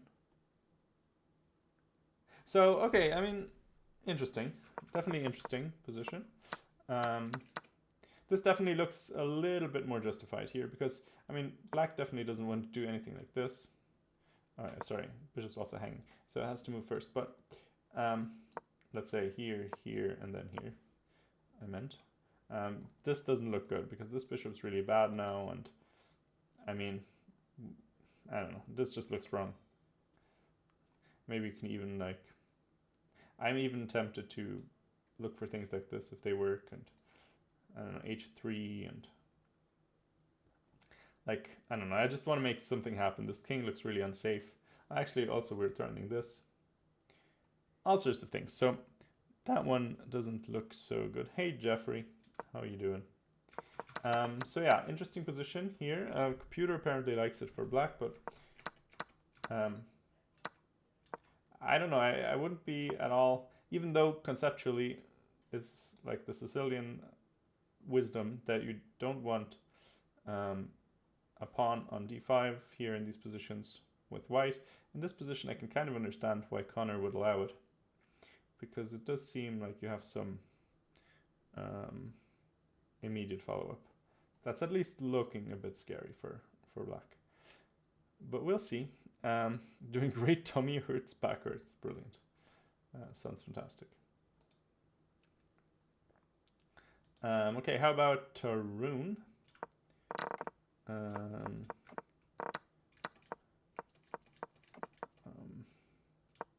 Oh, this was the reverse Sicilian. And okay, eventually they traded. Okay, they're here on move 15. Looks reasonable for both. We could maybe end up with another position like this, where there's another reverse position with a pawn on that square. Could be funny. Probably not going to happen here though, because that looks hard to make happen. But in theory, that would be quite cute as a theme of the whole Irish team of the day. Okay, let's see. Here, I like this position for Tom earlier. I was saying I think this looks pleasant. I don't know why we left our knight there. It seems like rook e1 would be a good move, but I guess he wants to win a pawn here. So after here, you want to go here? No, never mind. Oh right, never mind, because there's bishop d7. Never mind. I thought you could take here with tempo and then take here, but of course you can't, because you can get hit back with tempo and defending the rook. So he gives up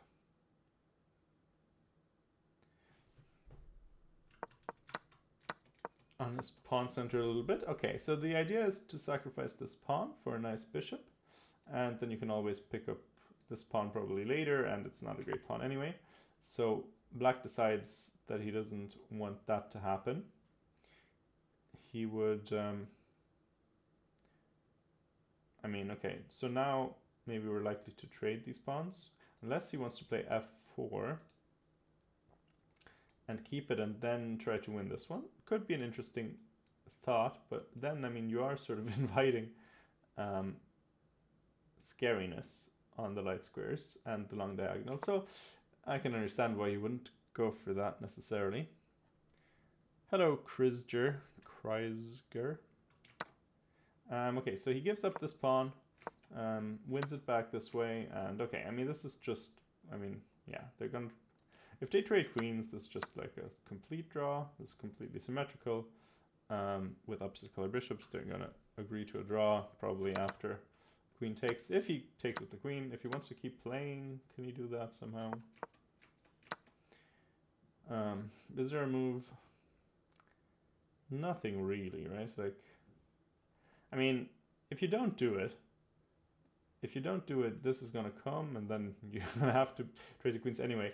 So, I don't know, like, let's say you move away somewhere here or something, then you're gonna maybe end up suffering. Like, maybe the rook comes over, well, not like there, but maybe the rook comes over somehow, and the bishop comes to d4, and it could be getting a bit scary for black. So I would say probably queen trade and agree to a draw. In this game, I would, if I had to predict something. Okay, this is apparently not looking good for David. Well, we said this endgame was maybe dangerous for black, and it appears to ring true here. So this position looks fairly calm, but white has the bishop pair, and the bishop pair looks fairly good. And you have this pawn majority on the queen side, which you might get mobilizing. Which you might mobilize. Well, can't speak anymore. And now, yeah, if this bishop ever reaches a good square, you can be in real trouble. Ooh, and c4, c5 is coming. Yeah, it doesn't look good. It doesn't look good. And now your king's even in trouble as well. It doesn't look fantastic, not gonna lie. I mean, this bishop is kind of troublesome for the king. The king is like gonna have to run away this way somehow. But this does not look good at all, unfortunately. B takes, and takes, and I don't know. I mean, looks very dangerous. Like, this is a passed pawn, and your king is sort of out in the open. If you're gonna go here, it's gonna be hard to win this pawn back. Although maybe you can blockade this bishop a little bit, but yeah, tough position. This rook's out of play, and it's not easy to get it in to the game. Yeah, so maybe we need a bit of a miracle here on board 4 in the open. But never count David Fitzsimons out. He is Irish champion after all.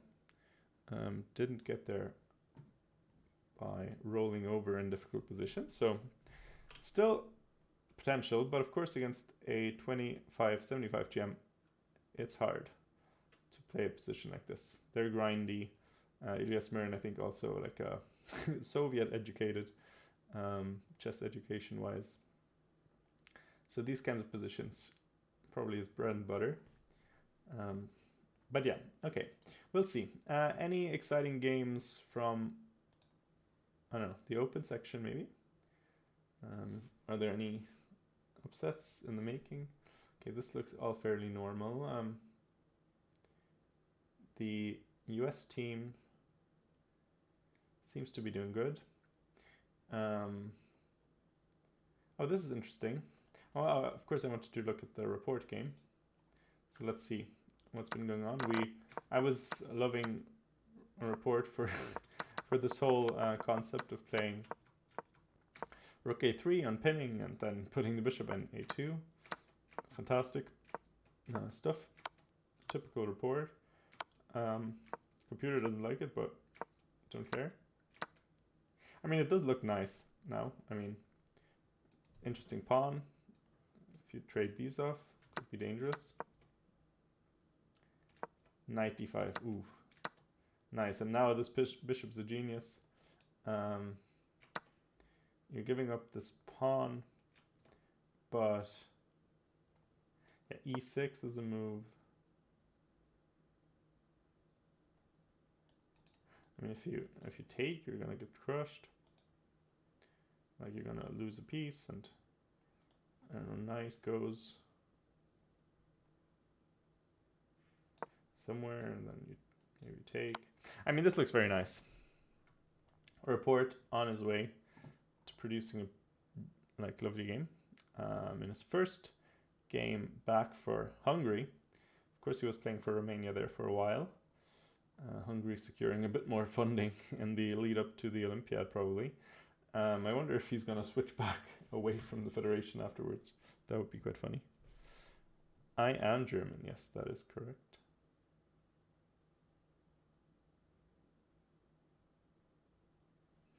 On Team India, Pragnananda is sitting out. Playing Iceland. Arigaisi seems to be doing well.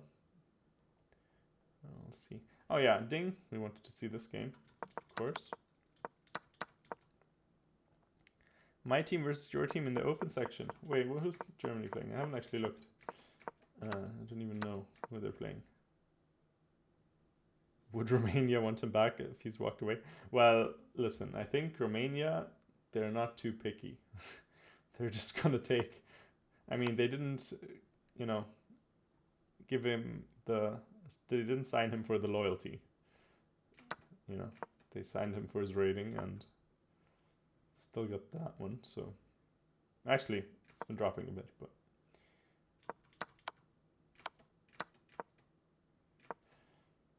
Okay, interesting. So Ding, very interesting structure. Very safe for white, unless the queen gets to the dark squares on the diagonal somehow, but doesn't seem possible. So maybe we're good here. I mean, I hope Ding, I would love Ding to score, of course. And this was a rouser and kind of a structure that is kind of familiar. This little pocket for the king, and not easy to move with, not easy to play, sorry, with black, this one. So an interesting one for Ding. Anyway, has his sister moved too? His sister? I didn't know he has a sister. No, he's a wife.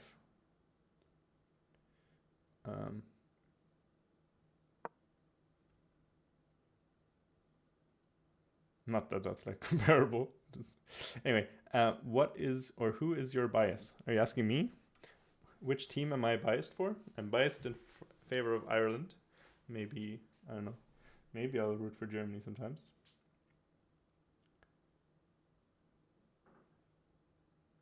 Our board 1 is like 1 win away from GM title.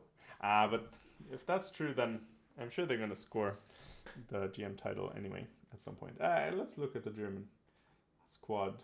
Who are they playing? I don't even know. Netherlands, Giri's back. He was struggling a little bit yesterday. He played like the longest game of the day. in his effort to win. Norway, meanwhile, Carlsen trusting his teammates to bring it home, but it doesn't look too convincing so far. It seems to be that Canada seems to be doing well on board one. Looks nice. I mean, bishops look nice. Okay, this looks a little bit awkward, but I guess nothing's happening. Yeah, I guess you can't add any more pressure to the knight, so you're grand. And maybe the queen's coming out somewhere here, or maybe even here. Interesting, for sure. Anyway, sorry, I wanted to look at the Germany game. It's a bit annoying that I have to scroll back every time. Oh, Philippines, I see, okay, interesting. So Koller is playing board one, Keimer also sitting out again. Okay, Germany seems to be doing well on the top two boards. Svane actually, he had a drawn knight endgame yesterday. Then managed to cheese it out against a lower rated opponent. He's hiding so Diana can't approach him for a signature. I bet. Ireland paired against a team which is a good 250 points higher than them. Singapore paired against US in the Open. I'm rooting for the underdogs. Yeah, I mean, I'm usually rooting for the underdogs, but yeah, today maybe especially so. Okay, developments in Diana's game. So rook a8 was played, queen a8, and she went with rook to e3. Interesting one. Okay, so I guess she wants to control the a file like this, because after, I mean, if she had gone here, I mean, of course you can't take here because of knight f6. Yeah, but here maybe she was afraid of queen b7, and we were looking at this kind of position where you do this kind of thing, and this was kind of good for black because eventually maybe you can step out and threaten this pawn, and then you're a bit passive. At here, she got a brilliant. Is rook e3 brilliant? That would be great. I don't know why it's brilliant, because it's not really giving up. I thought always it had to be something where you give up material, but are you giving up material here? Maybe I'm not seeing it.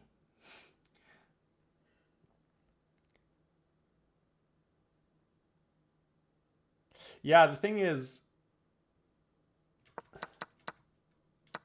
knight c5. Oh, sorry, I didn't even see that more games were played. My bad.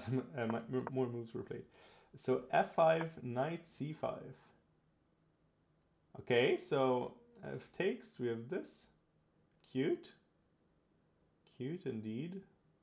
All right, Diana in calculation station mode. Well done. Okay, brilliant. Also, by the way, Gokul, I mean, yeah, it's true. I think the problem was out of the opening.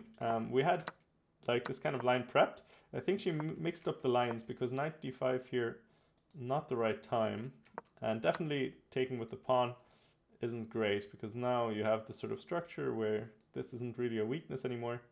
And I think her opponent did her a bit of a favor by playing knight f6 instead of like b5, and eventually you can play f5 maybe, and this looks very nice for black, in my opinion. But she played knight f6, so I think that was what let Diana a little bit back in the game. And then queen c8 I also didn't really think was so great. But Diana's been doing well after that. Eventually she got a4, and I think she should have played that a couple of times earlier when she had the chance. So instead of rook e1, for example, a4 here, I think would have been okay as well. But let's see. So here, let's see what the position is like now after all this. So here, what's going on? So we're attacking the bishop. If you take, we play this, I assume. And I guess that's good for us. So if she goes here, then we take here. What are we thinking about this position, chat? Oh, sorry. Hello. That wasn't intentional. My bad. What are we thinking about this position, chat? Is this good for black, or so for white, or are we equal, or are we worse? What are we thinking?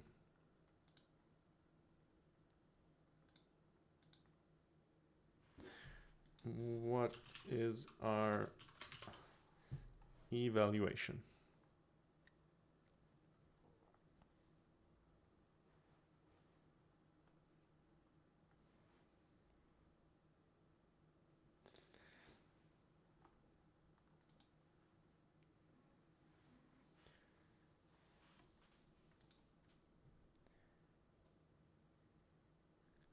Could we take with the rook on e5?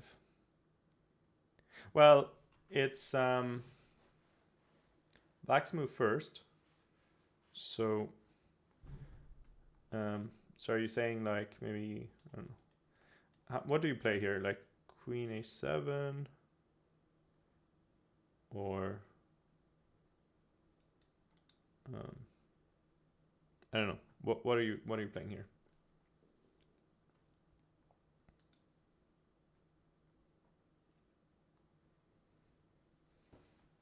I would think that we're just taking on d7, because really it's not like, I think we're not, like, let's say here, or I mean, I think it doesn't really matter where you put the queen, because I think I'm taking anyway on d7. It doesn't really matter where you go. Let's say here, or it doesn't really matter.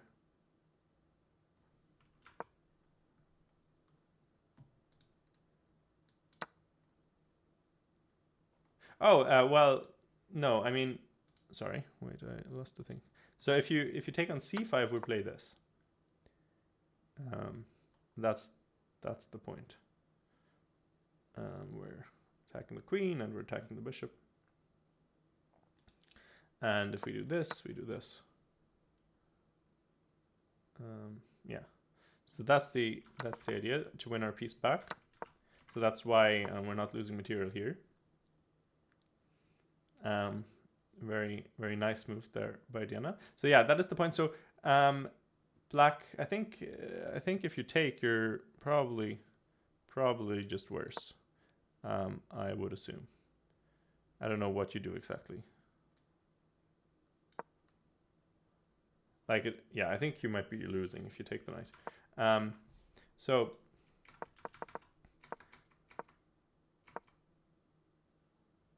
let's say queen a7 or something of the sort, protecting the bishop. Now, I mean, the question, I mean, it's not really a question. I think we'll just take here. And then this, and then maybe now, what do we do now? Like maybe rook a3, and maybe queen a1. And now, I mean, it's opposite colored bishops, and it's really not going to be losing. Not going to be losable, right? I think we're going to be fine. Very nice move, actually, by Diana. I think this is just, maybe we're just holding this trivially now, because it's really hard for black to do anything now. I mean, you can maybe play f4, but you're kind of asking for trouble a little bit. Because, I mean, once you give up this, and if white ever gets back to the king side, and you gave up control of the 7th, I don't know, doesn't seem really good for, doesn't really seem that good for black. And yeah, white has a majority on the queen side. So actually, yeah, I like this for white. Let's see what the engine says, just for ultimate information. Okay, so it says queen a7 or queen c8 or queen d8, doesn't matter, because we're anyway going to take on d7. So here, and then now the question is, what do we do with white? So apparently queen e2 or bishop h3 or rook b3. Rook b3. Actually, rook b3 makes some sense as well. Rook b3 I actually like quite a bit, because now we can just put pressure on this pawn and trade it off, and then really nothing's happening anymore. Like we're not gonna lose this, I don't think. queen e2 maybe, and then, I don't know, something like this. And we're just, yeah. I don't think we're gonna, I mean, there's maybe some sort of hint of an attack, but I think we're gonna be fine. I think we're gonna be fine. A little bit scary maybe, but I think we're gonna be okay. So yeah, brilliant. Diana is holding her own. Fantastic stuff. After it looks, I mean, to be honest, I was scared. I'm not gonna lie. I was a bit scared after the opening that it was going to be a little bit of a disaster, but this has been very well done. Also, she's again up on time. 6 minutes up. Her opponent's down to 30 minutes. She has 30. Diana has 36. So if her opponent thinks for a while here, especially if she really thinks like, oh, I have to win, then that could be interesting. Especially, or I mean, this makes it especially interesting what's happening on the other boards, because I mean, of course, the better the other boards are doing, and the more likely it is for Diana's opponent to do something that's maybe not objectively so good in trying to win and avoiding any kind of drawn endgames. Yeah, we prepped this Go Cool, and I don't know, Diana, I think she forgot the prep a little bit, because yeah, this leads to fairly pleasant positions. I mean, often you just get good control over the d5 square. But yeah, I think, and you play a4 at some point and that kind of thing, and eventually you put a knight on d5. But she kind of forgot the lines a little bit, because her opponent often played like b5 here, or sometimes b5 here. And this time she delayed b5 quite a bit, and Diana seemed to be a little bit confused by it, because here, I mean, if you play a4, I think you just have a nice kind of position, and then you can castle and like do do other stuff before you put anything on d5. Not really a rush, but here she allowed her opponent to take, and then she took with the pawn, which isn't really, yeah, the nicest thing. But yeah, okay. We also prepped some different lines where there's some nice piece sacrifices, which several GMs have fallen into. So that was another hope that there's some very tricky lines in the system, actually, that are quite good and quite sharp and kind of unintuitive for black. Yeah. So, but yeah, her opponent this time played a very solid, like the most solid line, not going for b5 early, not super ambitious, but just playing, developing your pieces first and all that. So, yeah, Diana was a bit impatient, I think. And then, yeah, we got into a slightly unpleasant position, and I think this knight c5 move got us back to equality, though. Okay, so her opponent, I don't think she's played a move yet. So we're just waiting. In the meantime, let's check out some of the other games. Trisha, I really liked her position earlier. Here, actually, she had a fantastic move. F4. We saw that when peeking at the engine real quick, because after this, you have this, and this is actually very, very tough. Tough to play for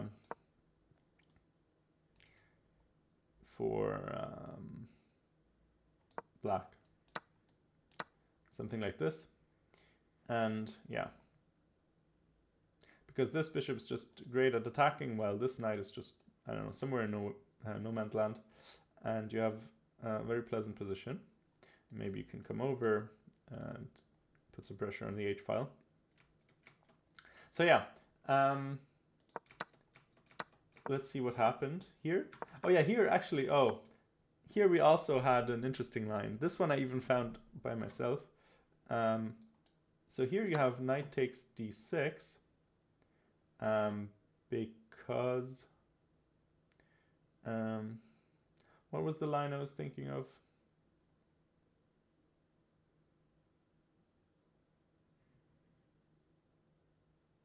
What? Wait, was it here even? Hold on.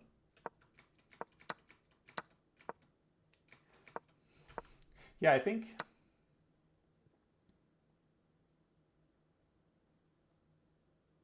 Yeah. Anyway, I think this works. I can't quite recall what I calculated. I don't want to figure it out now. But yeah, this would have been quite pleasant for white. Let's see. I think this was here, right? Bishop f5. Yeah, knight takes d6 would have given white a pleasant advantage.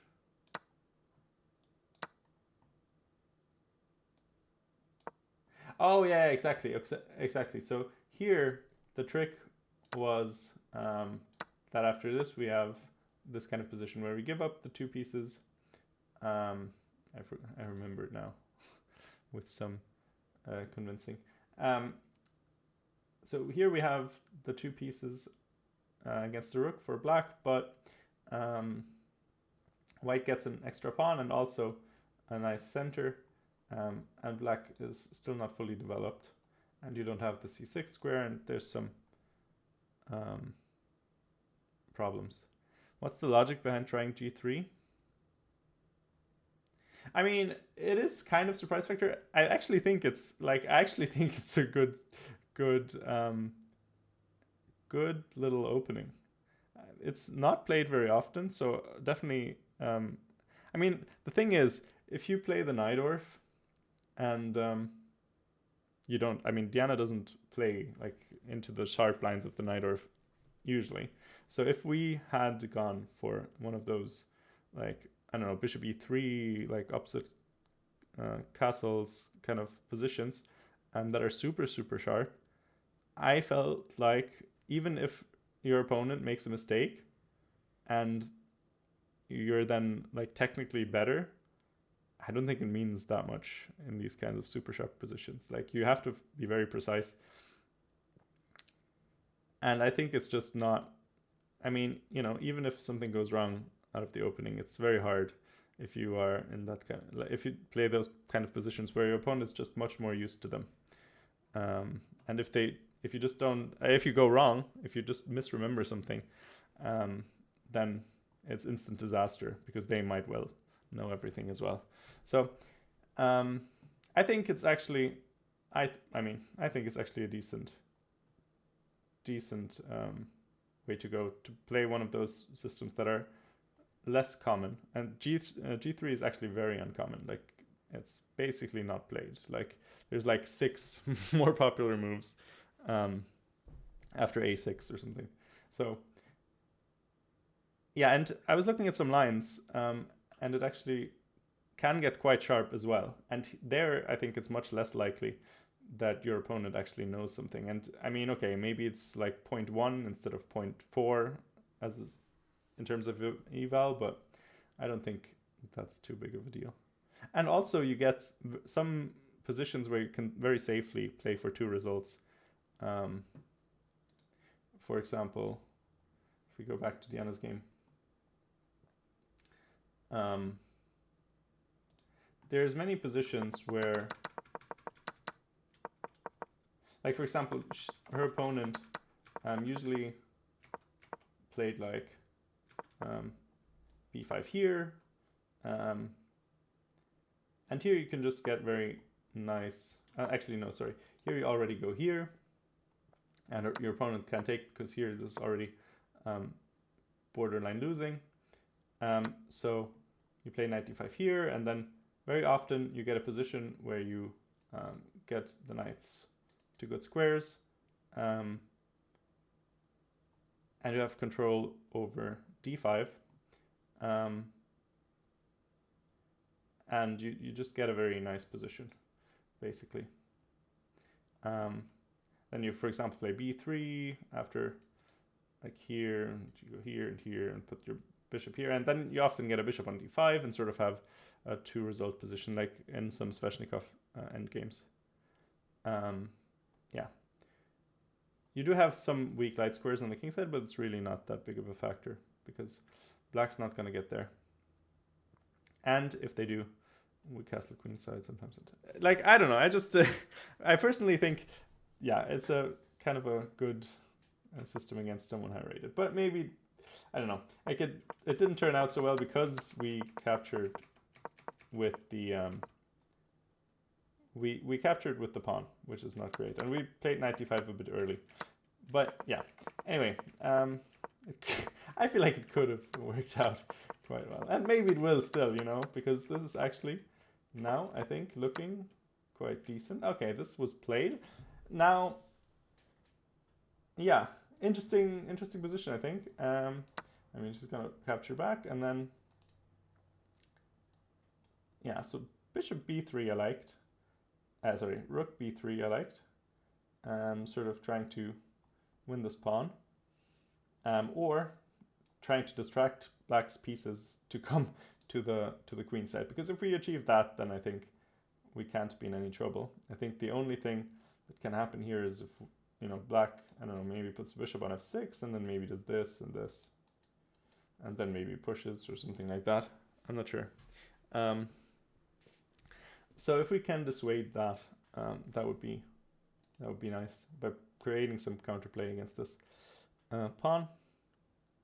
I kind of like that approach, but we'll see what she does. Oh, she's been playing very well. She is again up 12 minutes. Kjol, she's doing very well. Well, I mean, very well. I mean, considering that her opponent is 2200, I think it's around equal. She had this, I don't know if you still were here for this, she had this nice little brilliant move, knight to c5, point being if you take here, we're going to play d6, and I think here white's actually winning. Or I mean, maybe not winning, but like doing very well. Doing very well. So that was the idea. So our opponent went queen a7, we traded this bishop, and now we have an opposite color bishop endgame. Well, endgame, I mean, not endgame necessarily, queens are still on, but like kind of an endgame. Reduced number of pieces with opposite color bishops. And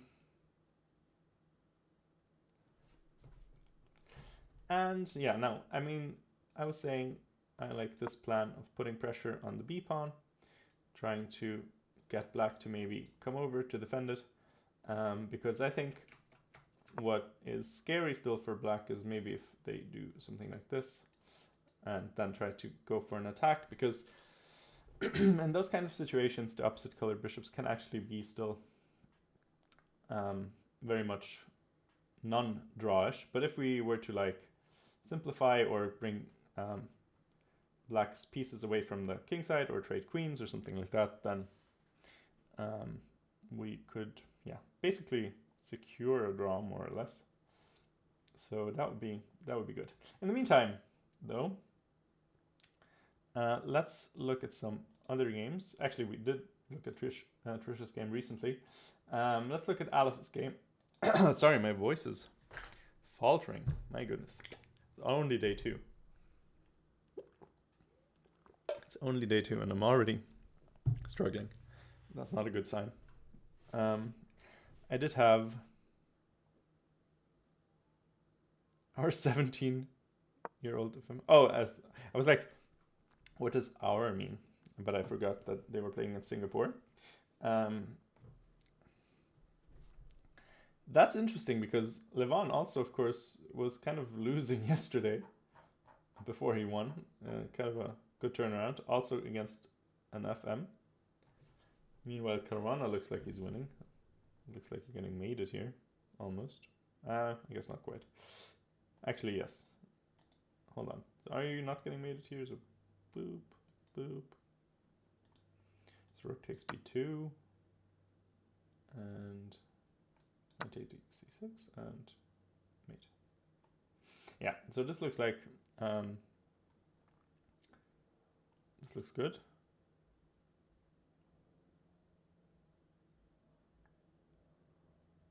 yeah, Singapore, USA, that does seem interesting. And okay, here apparently Levon was doing very well, but now this is so computery, you know? Like you're like, okay, now I finally got my knight to the great square that I was aiming for, and that's the move where it's actually no longer good for you. Okay, so I mean, Levon, I guess he sacrificed an exchange at some point. I don't know. I mean, this looks interesting because, I mean, if, yeah, I mean, you're close to, you're sort of close to getting checkmated if White has a couple of moves, but White doesn't have a couple of moves, so I guess you're fine as Black. It's a bit scary still, I'm not gonna lie. A bit scared. Anyway. Yeah, Rook E1 and then Queen D2 and trying to come over is an idea. But okay, I mean, this is definitely not so easy. We'll see how it goes for Levon. But okay, let's look at Alice's game. We were saying Alice had a really tough position out of this London system from her opponent. Yeah, and this is very, I mean, you're just very cramped and your bishops are kind of not doing very much. Tough position to get, for sure. What do you even do? I mean, you have to untangle somehow, but like none of your pieces have any squares they can even go to. So bishop h4, rook f8, go here, and then we trade. Okay, I mean, now it's even worse in a way. I mean, now White has the bishop pair. Our bishop's really bad. And we're getting attacked as well. Yeah, and White's pieces are all beautiful. Okay, I mean, Queen f7. White says no. Alice comes back. Okay, and now, yeah. I mean, White could think about even sacrificing something here, but of course it's completely unnecessary. Probably shouldn't do it. Okay, so Alice going for some counterplay. I like it. b5, b4. Okay, bishop comes back. Maybe she wants this, and this, and this. Actually, hard to defend this. I wonder if you can even let this happen. Apparently you can't. Okay, so queen comes out, trying to get a queen trade. And this is the current position. So, I mean, okay, White definitely looking good. Of course, avoiding the queen trade because that would be a big relief for Black. I mean, it's not like super trivial to break through because for now everything is more or less defended. There's no like tactics with h6 because you can take with the rook. This is not falling just yet. There's no pin here, which is nice. So I mean, for now, Alice is doing well, holding. Maybe you can like keep offering the queen trade and see what happens. But I mean, I imagine that White would find somewhere to go eventually. Ah, yeah, for example, here and here would be a problem, wouldn't it? So yeah, actually, what do you do against that?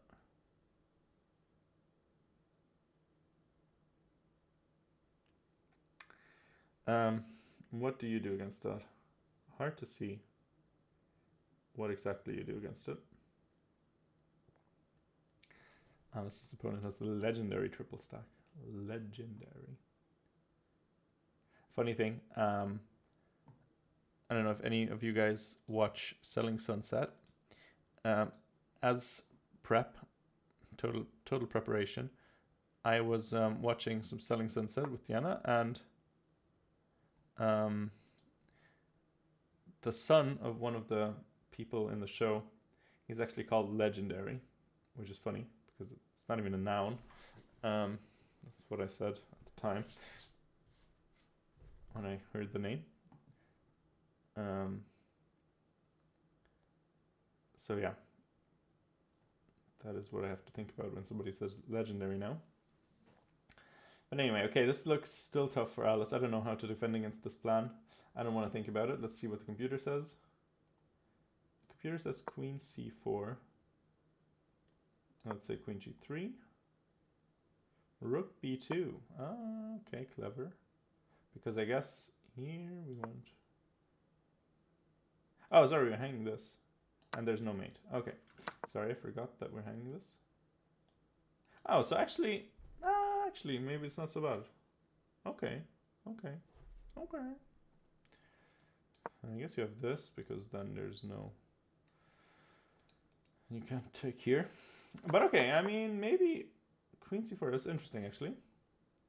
Maybe Alice can make some trouble. That would be nice. And in the meantime, Diana did play rook b3, which we liked. Her opponent played f4. Now, question time. What do we play here? I can see us playing queen d3. I could see us playing bishop e4. Actually, no. Bishop e4. But actually, there's also a rook here, so maybe that's not even scary. So maybe just queen d3. What do we think? Okay, bishop e4 apparently better, but queen d3 also good. And white is actually a little bit better from what it sounds like. So I like this now, because now actually, I mean, we are the ones maybe with the better diagonal. I think actually, and this was a mistake. As I said earlier, I think we should have played this first. Shutting out the bishop and then activating your own bishop before doing anything like this. I think that would have been better for black. I mean, maybe not better as in like black is better, but like better as in the better approach in this position. I think that would have been, yeah, a superior way of treating the position. Because now, I mean, white basically has some free pressure, and this is not scary. It looks a little bit scary, but okay, she played queen d3. She's playing reasonably quickly. She's up 10 minutes. Her opponent's down to 18, 15 minutes to go. 15 moves to go. Actually, 16 for her. And yeah, that's fantastic. We love to see it. We do love a good triple stack. Well, we only love it if it's scoring us points. So we don't love it if Alice's opponent is scoring with it. By the way, if anybody's watching and they want, by any chance, a postcard. Is this postcard? Is that correct? Yeah. They want a postcard from Diana from the Olympiad with a signature by a top player. All you need to do is subscribe at tier 3. The reason why we're doing this is not just because we're horny for money, but also because we want to take some more money out of Jeff Bezos's pocket. Having 100 sub points 3 months in a row will increase Diana's revenue share from Twitch. Yeah, so getting there getting a tier 3 subscription would help us a lot, because that gives us 6 sub points. So we don't need as many tier 1 subs to get to 100. So that's the goal. And you get a super nice postcard out of it. Diana always writes lovely things in them, I assume. Maybe she'll draw a little picture for you with her new markers. I'll bring her one to Hungary and then she can send it. And of course, you get a signature from a top player. Maybe you can even choose it if you're, very adamant about wanting a signature from a particular player. If you have any favorites, for example, I would love a signature from Report or MVL, which I'm going to get, maybe, because I'm also going to Hungary in a bit. We'll see. We'll see what's happening with that. Would be fun anyway. So if you think that's fun as well, go and sub at tier 3 or tier 1 if you want. You're not going to get a postcard for that, but still supporting Diana's content production. And streaming journey and all that. So that would be good. If black defends the pawn. Oh yeah, by the way, one more thing. Also, Diana is doing recaps daily on her YouTube channel. Yesterday was already a fun one. Hilarious rambling for 30 minutes. So if you're into that kind of thing, go check that out. Yeah, so if black defends the pawn again, can we go queen g6 and bishop e4? That's interesting. So you're saying, I don't know, if, for example, rook b8, can we go queen g6? With the idea of this and, you know, some painful things. It's a good question.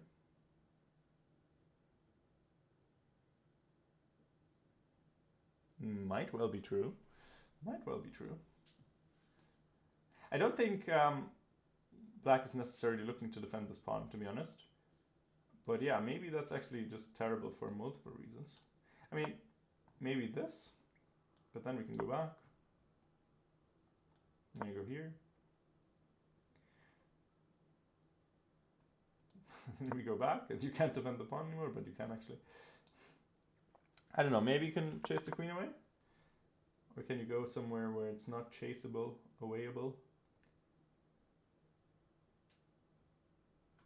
But okay, I guess you can go here, and if you go here, you can maybe go here? Maybe like this. That could be good. Because now you're attacking the pawn,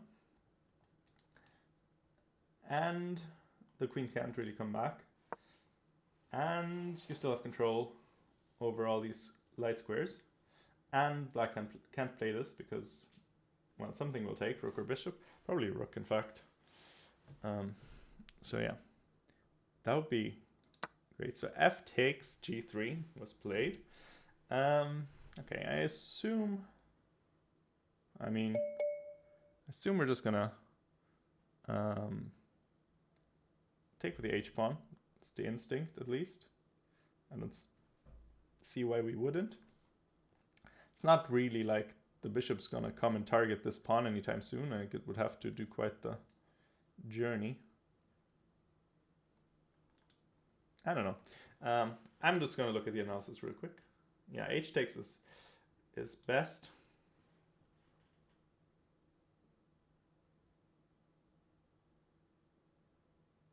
In fact, hold on a second. I don't really get it. Wait, what is the reason here? Oh, because of this, and then here. Yeah, so in fact, this loses right away. I was like wondering why this is so bad, but yeah, so you can't take with the f-pawn even. I mean, it's kind of natural that you wouldn't, but also you can't tactically because it just loses right away. Yeah, so she takes with the h-pawn, of course, makes all the sense in the world. If black gives up the pawn, then she is the one who has to prove she has enough for it. Well, yeah, I think so. I mean, the thing is, like, if queens get traded now, white definitely has, like, even in the opposite color bishop ending, like, decent winning chances, because, like, black's bishop is just not good. Really. Like, now, this is the kind of position like I was talking about earlier, that you often get these good bishop versus bad bishop positions. Even though it's like opposite color bishops, you still get these good bishop versus bad bishop kind of positions in this structure. Usually, like, the white bishop's on d5, and sort of black's bishop is sort of trapped down here and has to activate like this way somehow. But here it's kind of, yeah, still the case that black's bishop is kind of bad, even though white's bishop is like only marginally better, I would say. But at least it's, you know, nicely protecting this pawn while you have some ideas against the king. And also, maybe if necessary, you can always do this to shut down some activity. Not for now, because, I mean, of course, the queen could always come in, but yeah. Perhaps black can go queen g4, h5, h4. Okay, so queen g4, and then h5, h4. Well, I mean,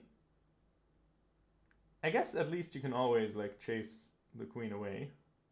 I guess no, queen d1 is, there's queen d1, never mind.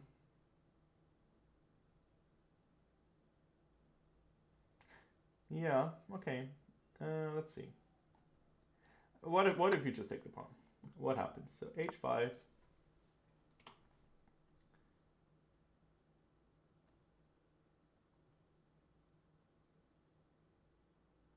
Let's say, I don't know, we harass the bishop. Like, what's the threat? Like, what are we afraid of?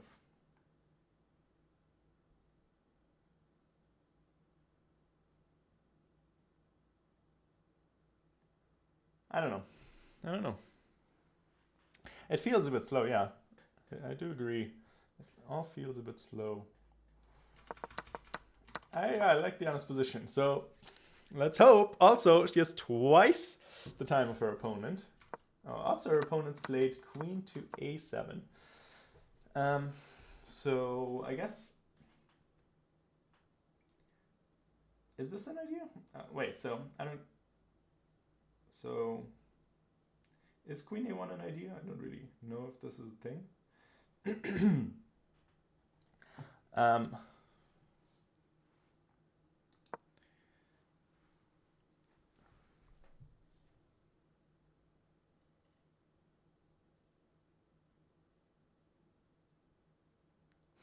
I'm curious, like, what happens. Oh no, never mind. I was thinking what happens if we do this now, but of course you just have this one as well. Ah, no, you don't, because just check. I know, but that's just repetition. Maybe Diana will try to make a draw, like this. Because you can't really do this, I think. I assume you can't do this. So then you'd have to go back. But you also can't allow this, so... Maybe this is just a draw? Is this a draw? What's happening here? Oh, sorry. Whoops. Whoops. Forgot that we're hanging f2. My bad. My bad for a second. Okay, so this is the point. This is the point. So maybe... Okay, we could play bishop f3. We could play queen e3. I mean, the good thing about bishop f3... I mean, it looks a bit weird, but actually it's completely safe. And now if we get checked, now this is super safe. This is super safe. Because, I mean, you can't really attack this at all. And this looks very... Yeah, this looks very solid for white. So, yeah, if you play bishop f3, you can always put the king on g2 and you have a very safe position. That's kind of an advantage. Yeah, but also we could, you know, protect our business this way. Or we could play queen e3 and like now, I mean, this is probably not a winning attempt, right? I mean, although, that being said, we could still maybe have some ambitions of winning. No, but actually we can't because I think black's in time. I think black's always in time to do this. But yeah, what are we thinking? Bishop f3, king g2, yeah. Yeah, so that I would like to see. Bishop f3 looks very nice. That is a serious winning attempt, I think. Bishop f3 looks seriously good. And she's still 10 minutes up on the clock. So that would be lovely if we would get that position. That would be great. I mean, that would be exactly what we need after a slightly disappointing Irish women's. Diana was very disappointed with what happened. It would be great to bounce back with an Olympiad victory against the 2200. That would be great stuff. So yeah, let's see. Okay, you're saying Alice and Lara are losing. Okay, we already saw Alice's position. That looked quite tough. We were saying earlier, Queen c4, maybe she has chances. She did play Queen g3. What was the idea here? I forgot. Oh yeah, because we can't really do anything. So I think Rook to b2 was the idea.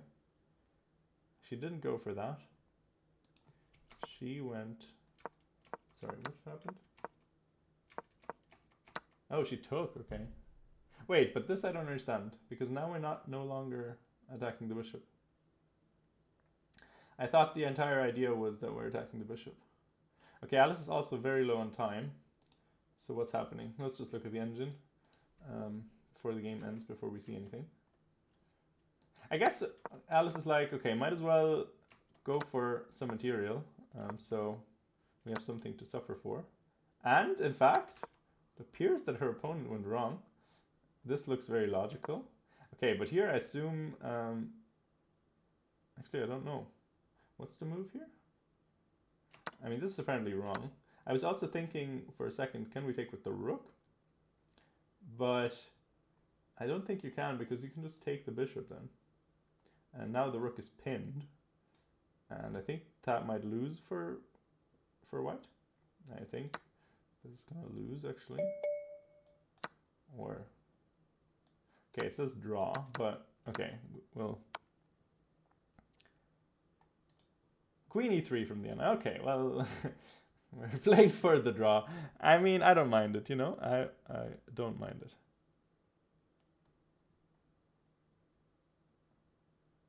Anyway, let's just briefly look at this position. So Engine is telling us that this was maybe not the best way to do it, and her opponent, apparently, Engine says, it's almost okay for white now.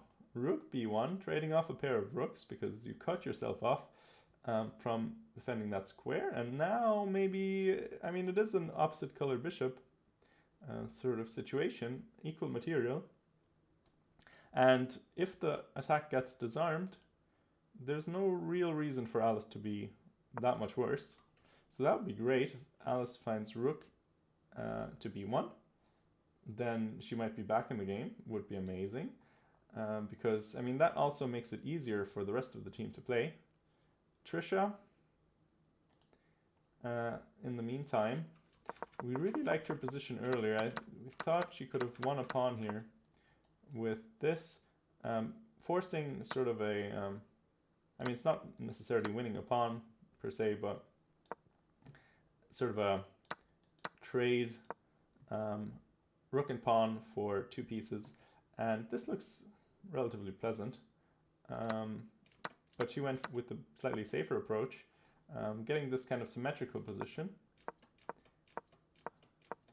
And, okay, I mean, not so easy to defend your pawn, maybe.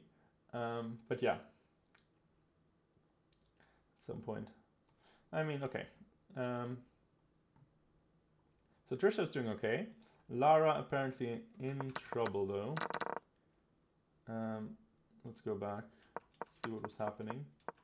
Oh yeah, this was the interesting Catalan game. We like this. Here, what was the move here? I think, oh yeah, e5. E5 we liked here. Because after this, you have this, and then back and here, and you have good development with black and compensation in the form of a pawn for the exchange. Yeah, this looks very interesting. Total mess. No idea what's going on. But yeah, looking decent at least. And I don't know. This would have been very interesting. Lara didn't go for that. She went knight c6 right away, which also seems sensible, but it does allow white to take the c pawn, the further advanced c pawn. But actually a very similar position, except a different pawn on the board. So in the other variation, you gave up the e pawn. Here you gave up the c4 pawn, which, I mean, it does a lot more for your position than the e pawn. it restricts white's pieces a bit, and it also, of course, makes a nice unit here with the other pawn, so you can sometimes threaten to make a pass pawn and all that, get a lot of counterplay. But yeah, difficult position to play, very hard to manage. Like these super chaotic Catalan positions, there's naturally going to be a lot of engine ridiculousness in these kinds of positions. Okay, so, and apparently queen h3 was not right at all, because this allows this. Apparently this would have been better. And here.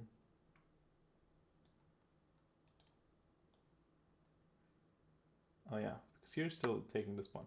I don't know, I mean, very, very difficult. Very difficult.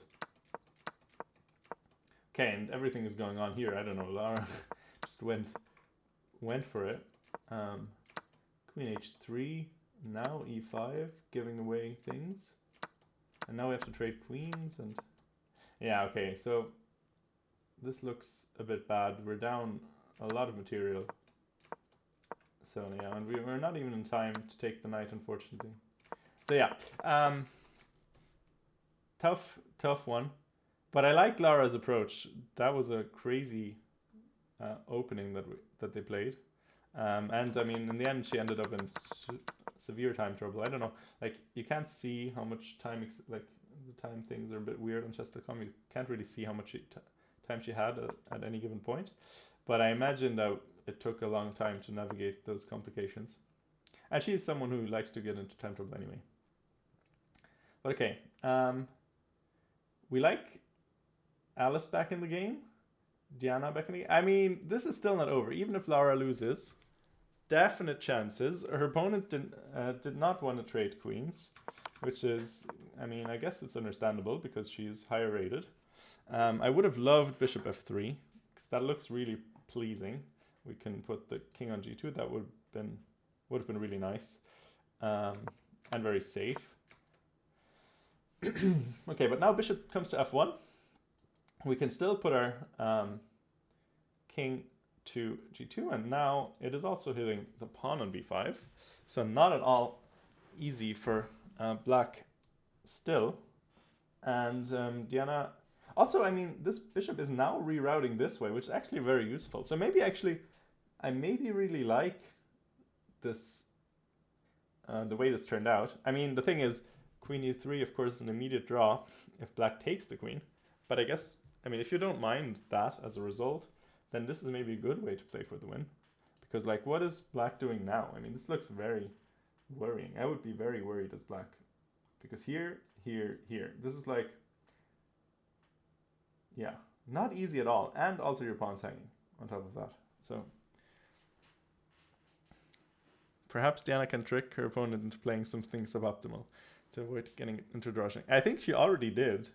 Okay, I mean, I still have the engine on, which says only slightly better for white. But this, I would be very worried if I had this position. I don't know what the move is here for black. What is it? Like, your queen looks very silly suddenly. Maybe you can go queen d1. Well, she's probably going to keep trying to trade it somehow. I mean, okay, queen d1 maybe, yeah? Queen d1, and we're attacking this pawn. But then maybe this, and maybe this. I don't know. But then you kind of have to. Yeah, maybe queen d1 is okay. Let's see, what does the end say? Okay, queen d1 apparently not so good. Oh, yeah, because you can just take and then this defends, of course. Okay, and here this is okay, because now we have a passed pawn and everything. I was thinking queen d1, yeah, but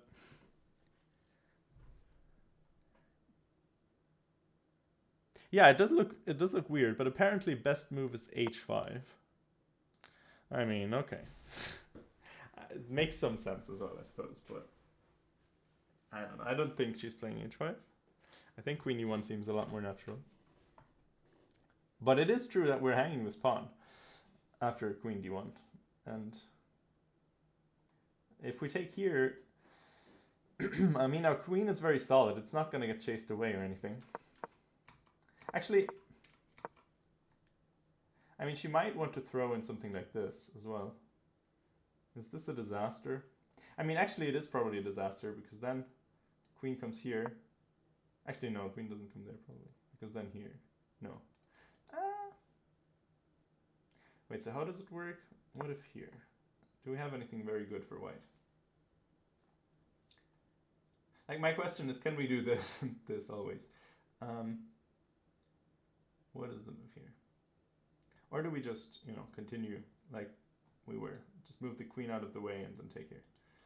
Or maybe here to keep an eye on f2 and prevent d1, queen d1. And then make sure that we get this.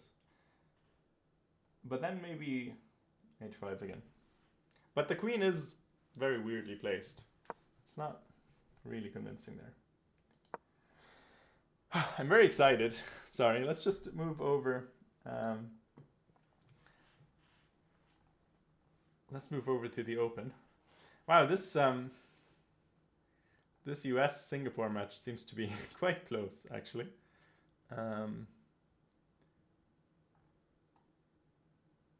Hungary against Peru, 1 draw so far. Richie is winning though, the hero we all needed. Not that I'm particularly rooting for Hungary as a country, but I do love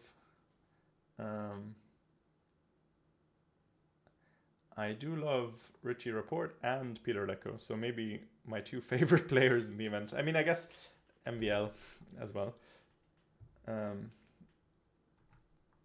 So 2 of my 3 favorite players at the event are on Team Hungary, which is curious, at least. Anyway, sorry, I wanted to look at Team Ireland to distract myself from Diana's intense game. Okay, so Connor. So we left it, here somewhere, exactly. So he did capture here and played the line we thought. Okay, actually, here I thought rook e1 was more likely and a bit more natural maybe, because we keep pressure on this thing. But okay, he wanted bishop b2 and didn't take it, so came the king of 8. All sorts of things are happening. Rook to d2, unpinning. I'm not sure why we were doing that, because couldn't we just take and then play this and then maybe swing around? I don't know. Who knows? This is too difficult for me to understand. I mean, white looks very active. Black has the bishop pair. I don't know, no longer, I guess. White can just take it now. I don't see why. I mean, Eval Bar says black slightly better. I don't see it myself, but let's just say the engine is a bit smarter than me, probably. Okay, this endgame apparently very bad. Yeah, okay, two bishops and rook against 2 rooks. Yeah, this looks okay. I mean, I was saying never count him out, but this one looks pretty dead. Tarun.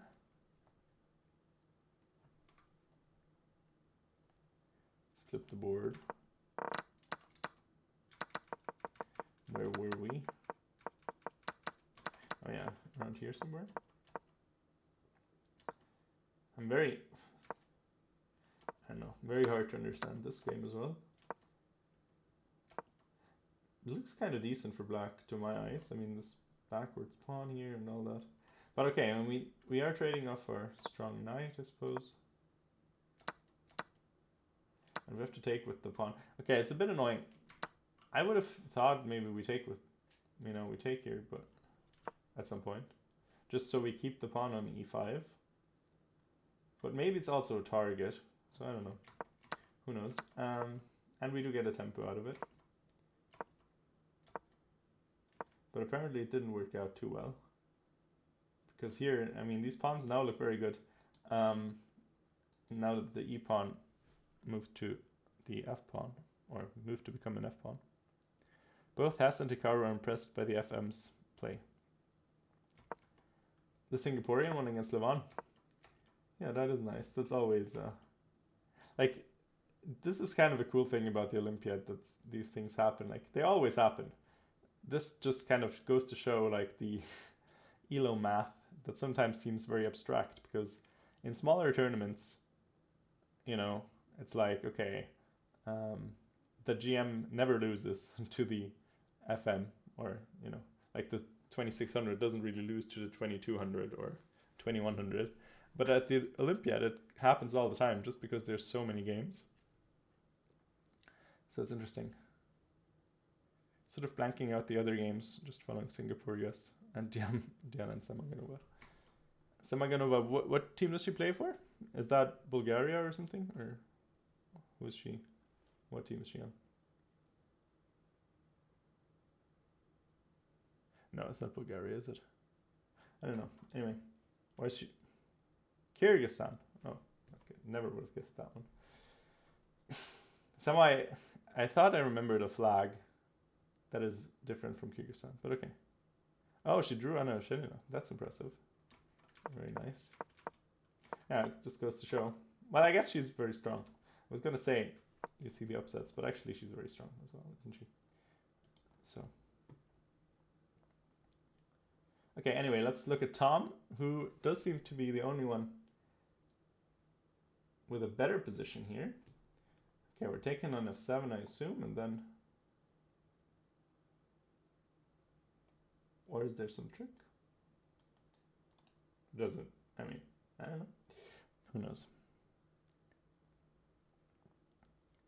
Her FIDE is lower than Diana, really? Oh shit, I didn't know that. Anyway, let's go back to Diana's game. Queen D1, Queen D3. Yeah, so that is something that I was a bit afraid that might happen. That she was just trying to trade queens. But we could have taken on B5 here. I don't know, she's playing a little bit, I really want to draw, please give me a draw, you know? I don't know if I'm a fan. So Queen D3, Queen G4. But apparently this is even better, so what do I know? Because her opponent really doesn't want to draw. But I don't think Diana's like thinking, oh, if she doesn't take my queen, now I'm going to be properly better. I think she's thinking, I hope she takes my queen so I can't lose. And I think she's not happy with her not taking the queen. So yeah, I was worried about this line, but apparently it's quite good for white. So let's see. Okay, apparently queen takes is best, but I think this is a bit more natural. Yeah, go crazy with G5, and now try desperately to trade queens. Yeah, it's true. It is a very powerful thing. Sometimes you don't even like notice it in yourself, but sometimes, like in this game, I'm sure Diana is very aware that she's desperate for a draw. She's like, "Give me a draw, please. Every move is just a queen trade." But okay, now you can't do it anymore, right? So now you need to kind of find a way to do something else. Another interesting move would be c3 and then rook b4, just to sort of super solidify everything, but you might as well take the pawn. Like, it's not like you're kind of, I mean, you know that h5 is coming next and you're being very scared, maybe. Maybe she's thinking about this. So what if you keep trying to trade queens? What happens? Okay, it goes back. And every time you should take the pawn. I don't know. I mean, you're not going to evade it forever. I think maybe you can try to make a draw here, because really, at some point, you're going to push it too much as black, right? So you can't do it forever. And I think this actually, like, I think you can actually, which is good, you can actually just keep trying to exchange queens if you really wanted to. It's not like it loses, which is very important in this situation because Diana seems to be in that kind of mindset. So it's important that that's actually not terrible. I would be very worried if there was like, if keeping or insisting on trading queens, if that would be terrible, then I would be quite worried about her position. But now, if that's actually also good, then we're fine. Maybe there is just nothing that's very bad in this position. And queen e2 seems actually quite natural. Because now, if we trade queens now, this seems like a good variation, at least. It's still a draw, but like, we're winning the pawn, right? So, and the bishop's coming to a good square. So this is like as good of a queen trade as we're gonna get, I feel like. So from that perspective, I actually think it would be incredibly natural. And now she took it. What is happening? I don't understand. Okay, but fine. Like this I really, this I don't really get. But I guess h5 and we can still play queen e2 and we just won the pawn already. So maybe that's just the thing. It doesn't. I guess that makes sense because you're still gonna play queen e2 afterwards. So actually, I like it. I like it. Well done. It's good. Diana is just a genius. She's just a genius. This is fantastic.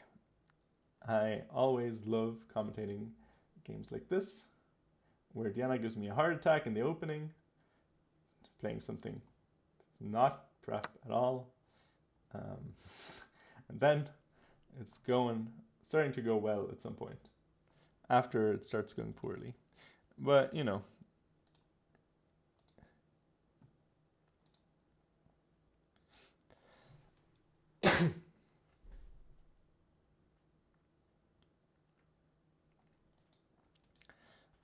yeah, anyway, interesting stuff for sure.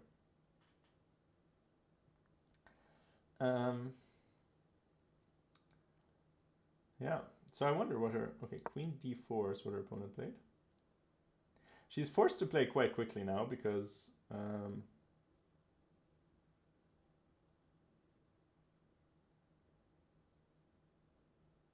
okay, I guess that's a good move, is it? We're attacking this and this. How do we defend it?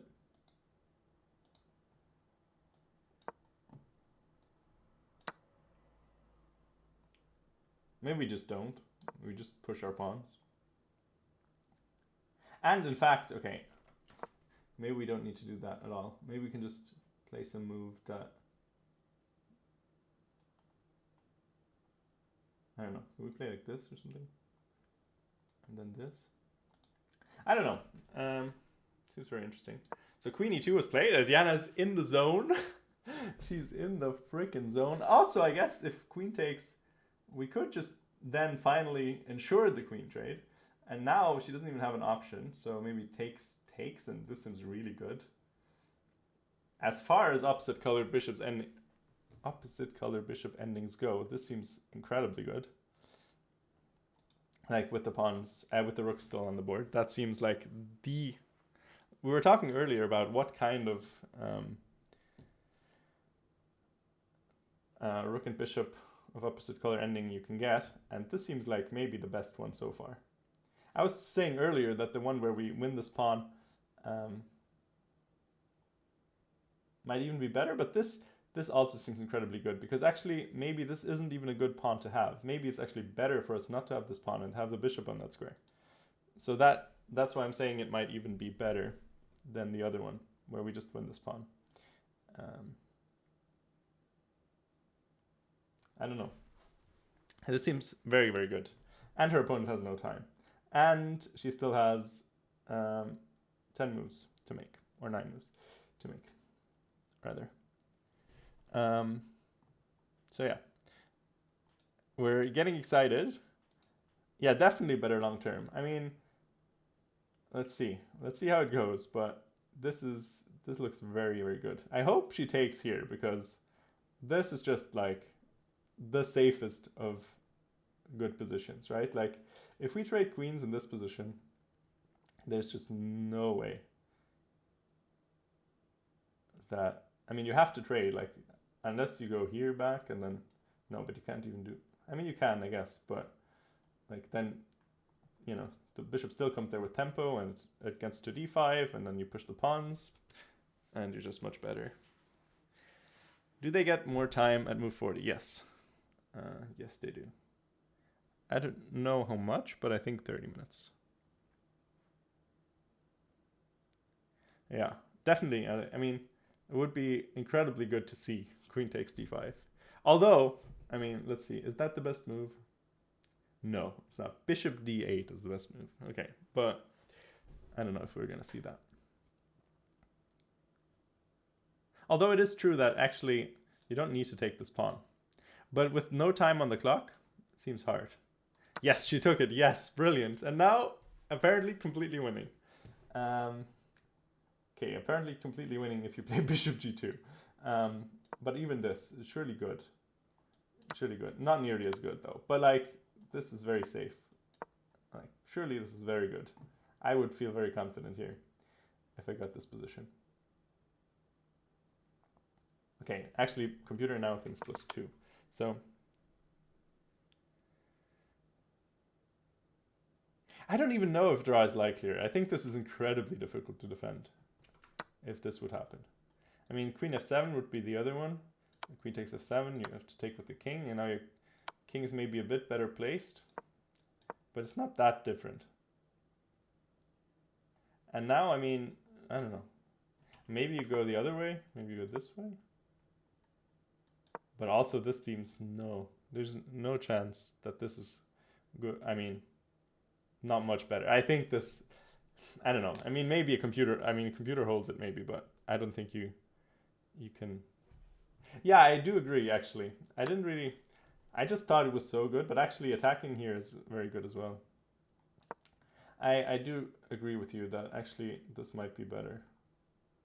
But maybe not much better. I don't know. Like, computer isn't even sure itself. I'm just going to turn it off because they're so short on time that it doesn't really matter that much anymore. I just feel like that is just... I prefer the other way. You know, even if the computer tells me that bishop g2 is better and we're sort of attacking because this king is unsafe and like we're getting maybe a bishop to d5, I still prefer trading queens because then we can only win or draw, right? Because that, and I think it's very likely we still win. I feel like it's still very likely we win after queen c4. But maybe I'm overestimating it. Maybe I'm overestimating that. Meanwhile, developments are happening. So Tom apparently really doing super well now. Let's see what happens. So rook takes f7. Black's setting up for this, so we need to move our rook. Okay, rook e2 anyway. King comes up. Now another pawn is under threat, and now... Oh, yeah, okay, well, I don't know, maybe black missed this? Maybe you're just not defending this pawn, actually. That's interesting. That's an odd move, then. Because now, I mean, you're just going to have to move again, and this thing is going to hang. Ah, tricks. Okay, but now, rook a5. No, not the move. Yes, the move. Maybe the move. And here. And here. And now you're still winning the pawn. No. Oh, you're winning this one. And that's clever. Didn't see that. Because if you go here, then you have this. Aha. This looks a bit like Alice's game from yesterday. Which is funny because Tom is her brother. So that's fun. Okay, that would be great. I mean, if Tom beats a 26-30, that would be great. Incredible result. Tarun, meanwhile, seems in trouble.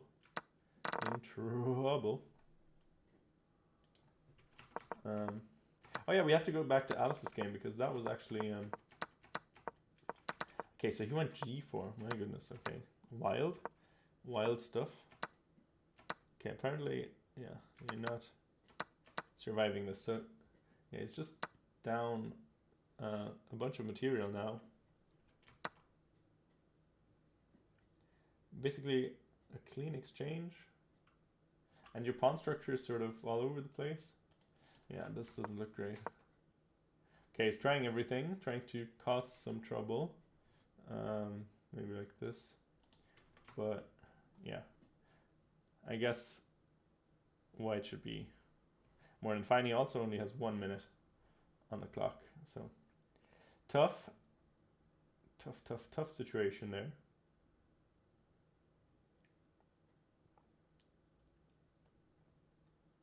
Well, I don't know. I mean, you can just take here, I guess, and then I don't know if the idea is to take, or if the idea was like something like this.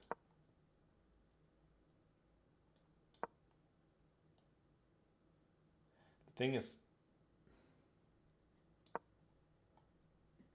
I don't know. I'm sure there's something. It says even mate for. Okay. I mean, yeah. So I guess white is definitely fine here against this kind of time trouble attack, we might call it. And apparently the other game ended, so David Fitzsimons lost to Smirin. And this one,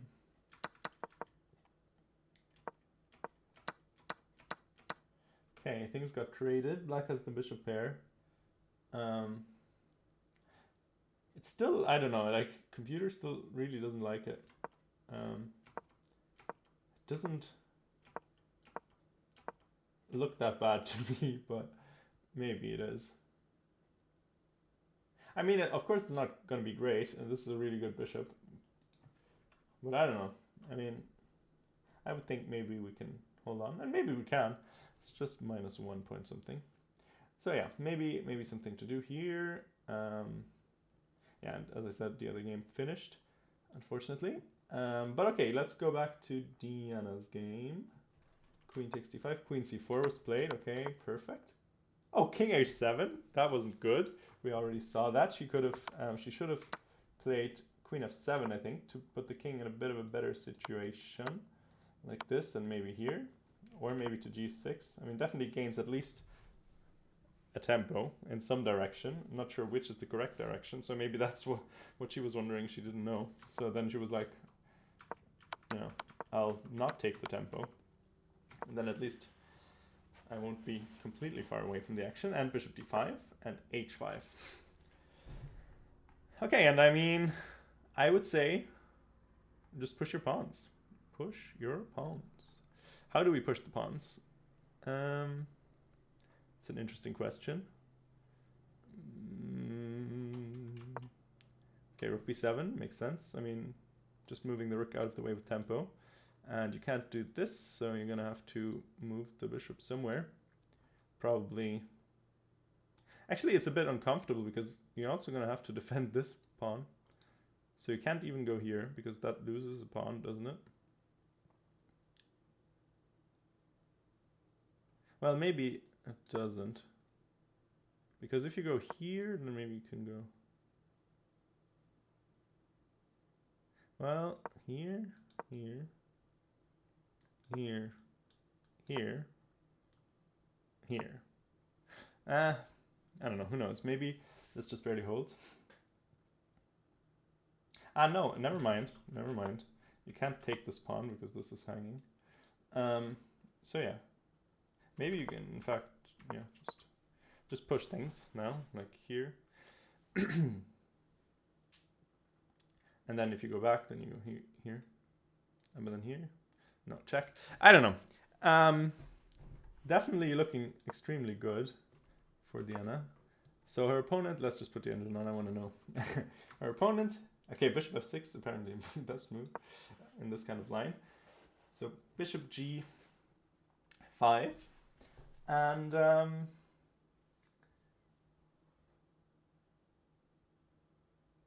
so, okay, b4, natural. Just push, push, push, push as much as you can. Because why not? Where is this bishop going? Nobody knows. Nobody knows. Like here.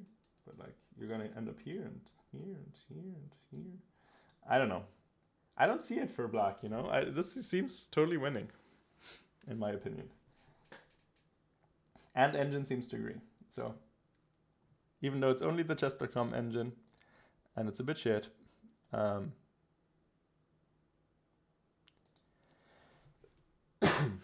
Yeah. So I don't know. It seems good to me. Where's the hype, chat? Where's the hype for Diana winning her second game? Let's go. Never miss a chance. Well, I mean, that's not even shitting on chess.com. I think everybody, this is like accepted wisdom that chess.com engines are a bit, you know. Well, right now, this site that you're speaking of, Waterford Wizard, doesn't have anything because it's down. I don't know what's happening, some server issue. Okay,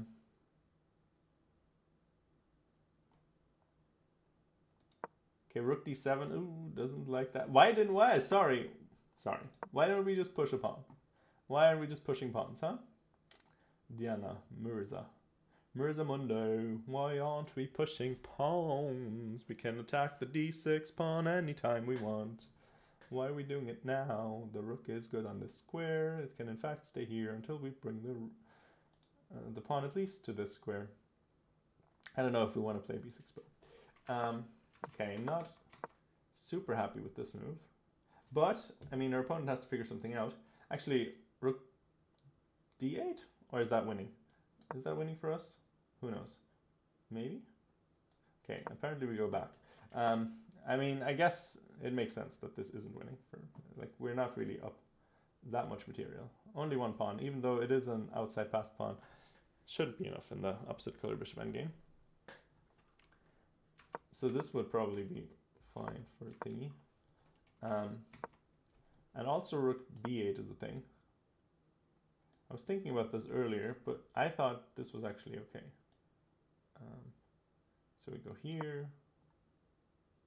Also, well, no, I guess we can't trade. But anyway, it's still important. It's still important. Oh, bishop. What? Okay, but now, if we do this, can we do this now? Because now, rook b8, now our bishop's going to be much further advanced. So actually we can also do this though. This is good. How about this one? Then we put our bishop here maybe? Or I don't know. Well, I can't do that actually. Then maybe we can do this and then push here and here. That would be an idea as well. This is stressful.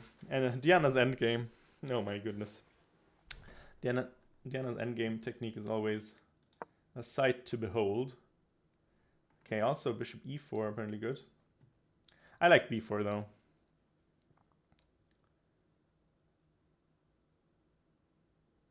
Okay, so the top line, apparently this is better. So it says this is, and not twice, but like here. Sorry, no. It wants to do this. And then b4, this according to Stockfish. Throwing in an extra move is better, which is nonsense, of course, but this is what I'm talking about with the chess.com engine. Okay, well, no, never mind, it wasn't played. I thought b4 was played, but it wasn't. Sad, as the Twitch lingo would have it. You might be able to tell them a little bit nervous. I'm a little bit nervous. Let's see Trisha's game. To cool down a bit. These people are professionals. They're playing like a super clean game. What is happening? 95% accuracy apparently.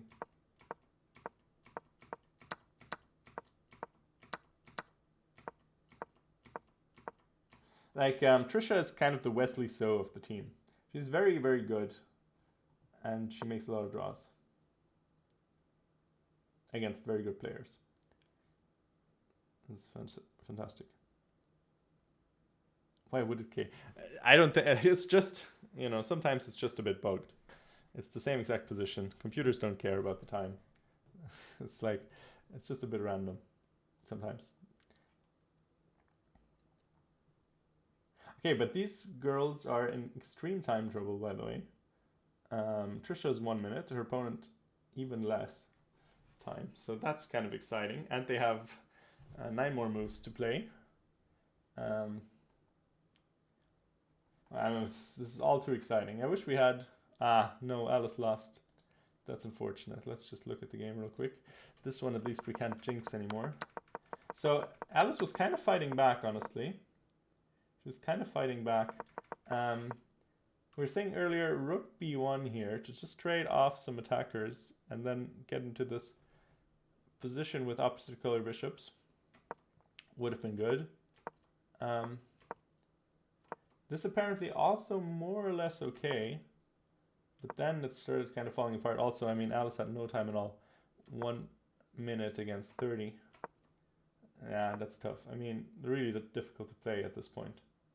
And I mean, the rook's coming over here, and it's very tough. Apparently, bishop b7 is still fine, more or less.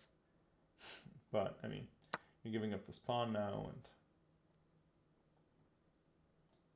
oh, rook b1. Everything for the tricks, you know? All for the tricks. We just want to trade one pair of rooks. So actually, that makes me believe that trading one pair of rooks would have just been incredibly good. And apparently rook c4, also just very good.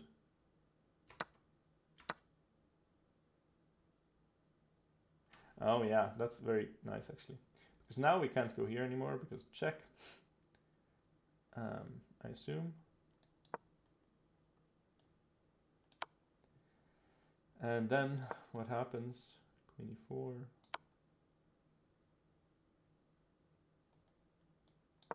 I mean, yeah, it doesn't look fantastic. We're just getting kind of checkmated. Oh, sorry, that's a queen trade. I have to go here. So we also hang the rook. Never mind. So we have to go here to checkmate. My bad, wrong square. But yeah, so that's unfortunately the end for Alice. She had to sacrifice, and yeah, now they made time control, but yeah, here nothing much is happening. And nice fight though from Alice. Like, she made it close at times. It looked very bad out of the opening, and then she sort of brought it back to make it a real fight. Lara also lost, unfortunately. That's unfortunate. Yeah, but also her position was really tough. More or less out of the opening. I mean, the opening was really dynamic, and it got too complicated. I mean, had no idea what's going on there. That was ridiculous. Lara, typical fighting style, always keeps playing. Yeah, but eventually, I mean, if you only have a bishop left, that's going to be too much. Okay, unfortunate. And now it looks like Trisha is losing as well. Ugh. Oh no. So she didn't trade queens. Apparently that was necessary. I can sort of understand why you wouldn't want to. This endgame doesn't look super nice. I mean, your knight's a little bit out of position. This knight might come here, and this pawn is kind of a bigger weakness because it can't be defended so easily. So I can understand why she didn't go for it. But apparently this one is a bit too matey to survive. Oh yeah, I mean, heavy pieces on the back rank. Ugh, that's tough. And now she only has checks to give, basically. Not many either. And yeah, she won't be able to hold on. I mean, this looks like it's just going to be mate. I don't see how to prevent it necessarily. I mean, no, I don't mean anything. I don't know. I don't think there's any way. So that's unfortunate. Unfortunately, Diana may be the only hope. Ugh! No! We're making a draw! Ay. Wait, what? Why didn't we protect the pawn? I don't understand. Our passed pawn, our lovely passed pawn, we gave it away for a useless pawn. Oh, that's sad. That's sad. Also, I mean, if you go here and here, you can even win very easily. No, never mind. Apparently this doesn't win. Okay. Because of this. Still not winning. Wow. Even the two connected passers. I mean, okay, actually kind of natural that it's winning. But anyway, okay. So, yeah. This is now going to be just a draw. That's unfortunate. That's unfortunate. I mean, time trouble as well. She didn't really have much time left. But I mean, yeah, it's kind of clear that once you give up this pawn, you're not winning. So, I mean, c3 would have been also actually kind of normal. And then, I mean, if here...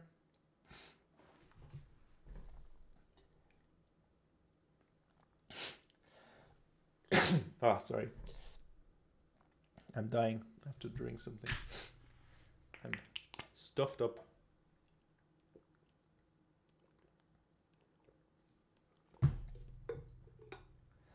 Ah, man. This is very unfortunate. Okay, what do you do here? Okay, this is also a bit unnatural. It says king g2. Ah, because you're getting mated here or something? What's happening? Oh no, b5 apparently, and you're not stopping the pawn so much. Okay, I mean, not easy. I would have just said play rook back to b7. And this seems very good still. I don't know. And then you can play c4 next. And apparently, it's not so easy for you anymore. But maybe the king just runs in. Maybe. I don't know. I don't know what's happening. I would think that this is looking very good. But maybe it's not. Maybe it's... I mean, it's still looking good, but not like extremely good. And then g5. Okay, I mean, hard to know. But okay, now I guess we're just making a draw. Yeah, and they made a draw. Didn't matter for the team result anyway. So maybe she saw that all her teammates lost, and she was like, okay, let's just make a draw. Let's be safe about it.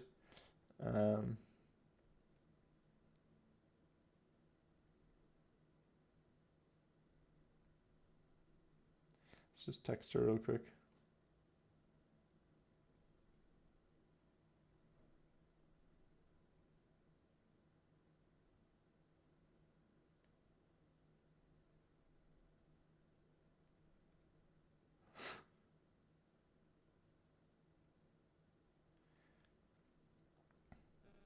Let's ask her if she wants to come in for an interview. Maybe I'll prep Google Meets just in case. Super erogatory as I am. I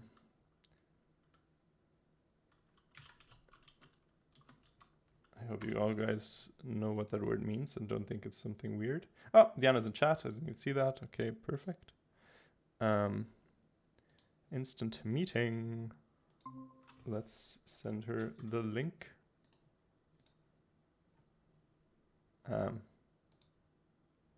I can't. I was just gonna whisper her on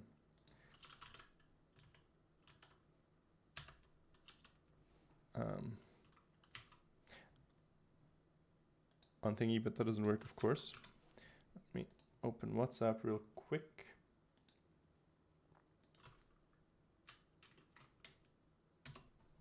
Okay, here we go. Diana's gonna come in.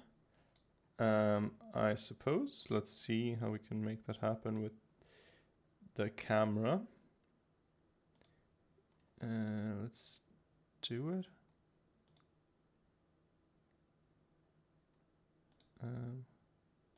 There we go. Let's see if Diana is coming in. Oh, wait, it didn't work somehow. Wait, why didn't it work?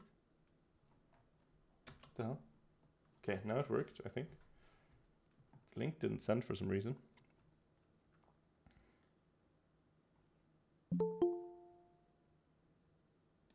Wait, it's making noises. Now we can admit her. Okay. Hello! Well done! Hello. That was so good. I was stressed so much at the end. Why? But- At the end, you were Well, just winning. I started hallucinating. What? Yeah, you were I'm winning with the winning. pass pawn. Yeah, for sure. What? No, but you know what happened? Like my brain hallucinated. And I thought the bishop was attacking the f2 pawn, and I was like, and my rook, and I was like, what the hell did I do? And then I just moved a check quickly. I got up from the board, and then I was like, no, we're gonna lose 4-0. And then I came back to, she moved her king quickly, and I was like, and I gave another check, and then she moved it quickly. Then I Wait, what? just, You thought the bishop was attacking the pawn? yeah, I just hallucinated. Like, Oh I just saw no. the wrong diagonal. Oh And then well. I looked, and I was like, oh wait, she's actually not attacking. Oh, that's fine. Maybe it's just a draw. Yeah, it's a draw. Fine, whatever. Well, at that point, after you took the Yeah, the pawn, it was a earlier. draw. No, earlier I definitely thought I was winning, but I just couldn't. Like, when the queens were on, I have a nicer attack, don't I? Well, I mean, if you play, I mean, I think I liked your winning attempt. Oh, that's ours. Sorry. Run. Anyway. Wait, we're getting on the bus now. Yeah. So, yeah. Anyway, I mean, if you play bishop g2, that's technically better. I mean, keeping queens on is technically more winning, but I think it's still very winning after you trade queens. Wait, 1 second. Are you sure that's ours? It's Helia. They're from our foot. 1 sec. Sorry, we just got on the bus. Anyway, darlings, congratulate Wait, the wait, Murs. wait, can you just tell me, like, wait, with the queens on it, was it winning? Yeah. Yeah, I know, but what But- was the winning plan? Well, I think you just put the bishop on queen on good squares and attack, basically, is the plan. But And should I have taken with the pawn on g3? Because I was thinking of taking with the queen. no, pawn is better. Pawn is better. Okay. I mean, the thing is, even at the end, I think, like, I was saying this is winning after you trade queens. Wait, I'm coming into the chat. Like, objectively, it's not super clear. I mean, if she plays queen f7 instead of queen takes c4, her king gets into a better position. But like after this, it is just very, very good for you. Yeah, I thought I really felt like I was, but then I messed it up. The thing is, you're not supposed to, you definitely Oh, shouldn't yeah. move the rook away from the pawn. Okay. Because this is, like, these pawns, they don't matter at all. You just try to queen yours. Okay, so then what should I do? Just play rook b7 and then b4? Yeah, rook b7 and then push the pawn, yeah. Yeah, just I know, I b4 just played too is fast. good. Yeah, but I mean, it's, you just played really well. Also, the opening, the opening was, a bit of a disaster, though. I forgot everything. The thing is, I think you just forgot the most important thing, that you don't ever want to take with the pawn on d5. Well, that's weird because I thought that you always take with the pawn. No, you never take with the pawn. Because you want to Okay, control the well, square, you it want to wasn't keep... it wasn't clear enough. You want to keep this as a weakness. It's not a weakness necessarily if you... because she also made a mistake here. I think knight f6 is a mistake because eventually what you want to do is you want to trade this off and then you want to play f5. Yeah. And this is very good for black. You can play f5 and b5 is sort of a dream position for black. Like you have control all over the board. Yeah, so for future reference, it was don't take with the pawn on d5, never take with the pawn on d5. But yeah, I mean almost never. That's so annoying. I'm sorry. Wait, you disappeared. No, there we go. Nah, it's fine. You played really well. Knight to c5 was really nice. I know, I was so proud of it. When did you see it? I said after she attacked my knight because I was planning on just bringing it back to d2 and I was like, oh wait, I have some tactic here. Yeah, well, better late than never. That's good. Well done. I mean, knight d2, you're much worse, probably. But yeah, I mean, we were quickly looking at other games, and then we came back to this, and we're like, chew! Well done. That was so good. Yeah, and then, I mean, they really were playing for a draw here with the constant queen trade offers. Yeah, because I felt I was better, but I didn't want to mess it up because I know I always do that. And then I thought like, oh, she probably won't want to draw either, so she'll just But that was actually very good because that was again playing the player. Yeah, I know. But yeah, because like the more she tried to trade queens, like or you tried to trade queens, and the more she had avoided it, the worse it was getting for her. And then she. Here I shouldn't have taken the pawn. I missed. No, I no, it's actually fine. missed It's fine. It's queen. fine. It's fine. Is it? Yeah. Oh, I missed queen d4. No, but the thing is, you kind of want this pawn gone. Like she's not supposed to take Okay. it because this square is for the bishop. This is why, like, this is why you don't take with the pawn in this variation, because like once you get, you really want your bishop or a knight there. It doesn't even matter if you have a pawn or not. Like, it's so good to have the bishop on that square. It's better to not have that pawn. Yeah, but that was really good. I mean, if this is such Wait, what's the winning plan here? Well, I mean, just bishop g2 and putting your bishop on g5 and sort of attacking, I think, with the rook. Where? On where? Like, sort of this, I think. Okay, so that's what I was thinking. Like and then here, queen, here, I thought here. here she'll play queen a5. No, queen c5, queen c5, queen c5, queen c5. Yeah, No. I mean, Queen c5. you can do this and this.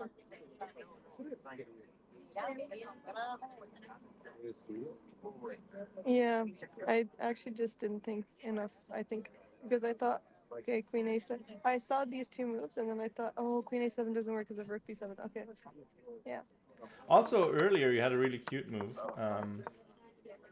We were thinking about that instead of after queen a7, bishop f3. That's kind of nice. Oh. We're losing her.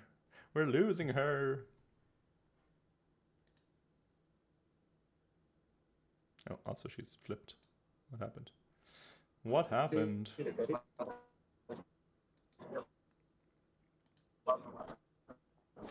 Sorry, my connection went. Hungarian internet too powerful. Also, flip your thingy.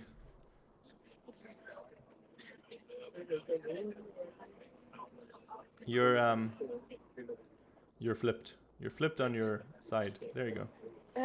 Oh, no, other way. Yeah, I know. I can't. If I do that, I can't see the board. Oh, okay. Well, I can also just unflip it.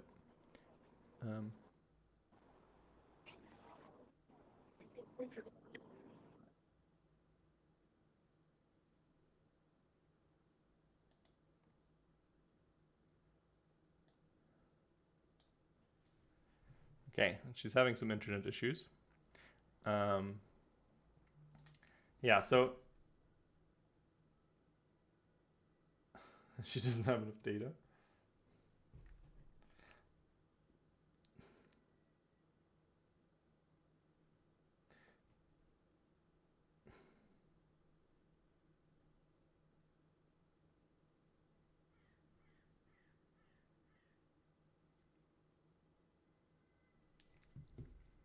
Okay, we'll see if Diana's coming back. Her internet is letting us down a little bit. In the meantime, let's just see. Okay, Tom won. Oh, and Tarun is winning. What in the world? Hold on. Ireland might be doing it against Israel. Tom O'Gorman with the win. We already saw that David Fitzsimons lost. Okay, we're expecting this win. Very nice play by Tom. And he just takes the rook and... Yeah, I mean, we're just up a lot of material. A lot of material. I mean, we're just, I don't know, bishop takes here and then this pawn is hanging and we're up like 3 pawns. Yeah, okay, I mean, this was very nice. Tom, well done. Beating Tamir Nabati. 26-30, by the way, 26-30. That's almost 300-point rating difference. And somehow, some way, I don't know how this happened, but Tarun is actually winning now. He was completely dead in the water. We were saying that he's going for cheap tricks in the end. Like, rook takes, queen here, here, and it's like trying to mate somehow, but it's not going to work. But he just took back calmly, and apparently it was thinking, okay, with the queen and the bishop together, I mean, this is a thing that you have to be worried about, and his opponent apparently went wrong and now lost completely.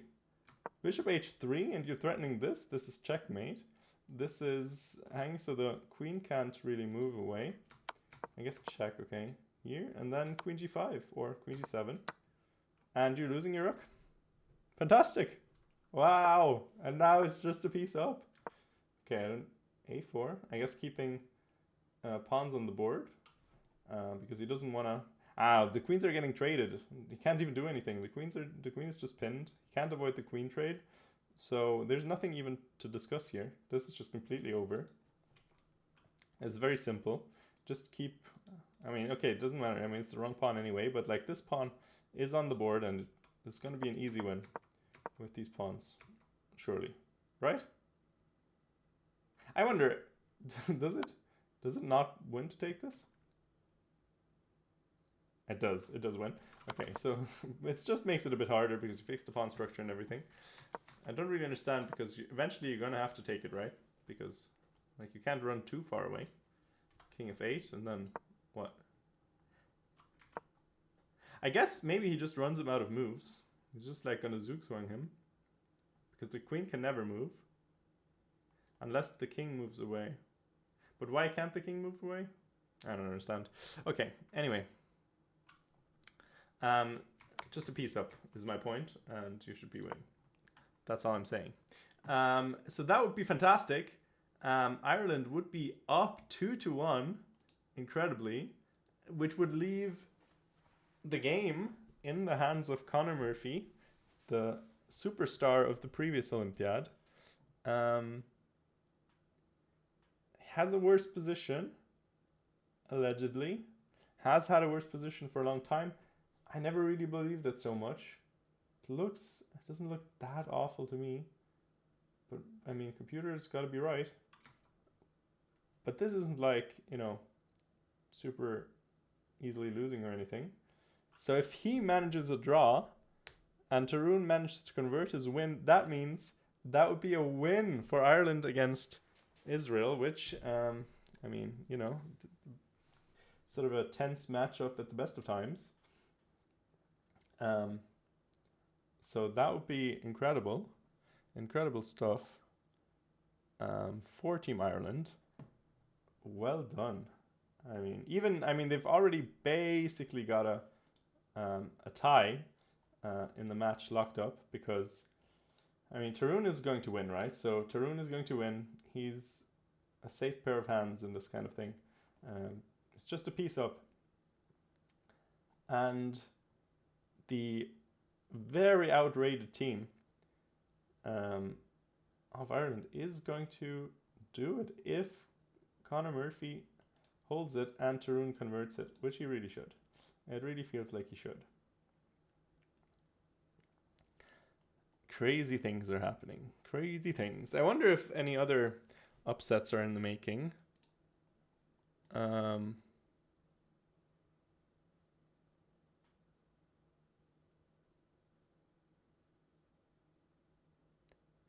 Yeah, great win for Tom. Great win for because he's playing board 4, and they have like maybe their second strongest player, maybe there's board 3, and they have their strongest player on board 3. So he's actually playing their strongest player, even though he is on board 3. So fantastic stuff from that perspective as well. Really cool. Yeah, the young guns are doing it. I mean, Tom, Tarun, I mean, young-ish, I guess. They're not like kids. But, I mean, compared to, let's say, Alex Baburin and David Fitzsimons, they're comparatively young. The young guard on the team. And actually sort of a up-and-coming chess country, if you think about it. They have a bunch of good young players.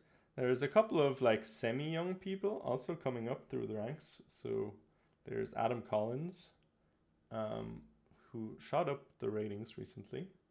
Then there's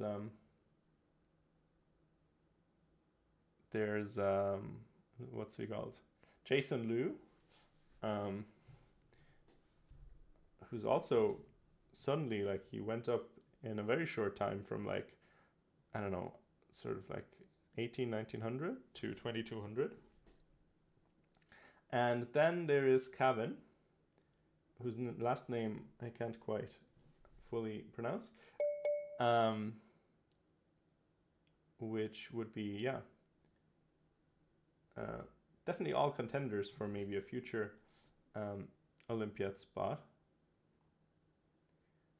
Hey, Jim Shako, by the way. How are you doing? And thank you for the follow, Mighty GM Pretender 1. Also, Equilator, sorry, I missed your follow. And also SpongeBob No Pants. And Livia Gamer. Sorry, I've been very bad at follower acknowledgements, apparently. I haven't really been, I don't know, paying attention, I suppose. I'm not the most professional of streamers. For those of you just coming in now, unfortunately, the Irish women's team lost 3.5 against Vietnam. Diana made a draw though. She had a winning position. She could have made something happen. And Trisha, at some point, had a position that looked really good as well. Laura's game was just a crazy opening, completely mad. And the complications eventually, I think in time trouble, her opponent, prevailed, but that was also a very good attempt by Laura. I really liked the opening approach. Didn't quite work out, but it could have very well gone quite well. Yeah, and Alice also had a tough opening against London. Fought back very nicely. But in the end, time trouble also got her. So unfortunate situation. Trisha was kind of equal until very late in the game, and then she kind of just got mated. Also in time trouble. So time trouble was really the enemy for all of them this round. But of course, there was a substantial rating difference. Basically, 200 points or more on every board. So yeah, actually. Laura's board a bit less, but yeah, so definitely big uphill battle. Yeah, in that match. Oh, Germany 2.5, 1.5. You're saying? Let's see that real quick.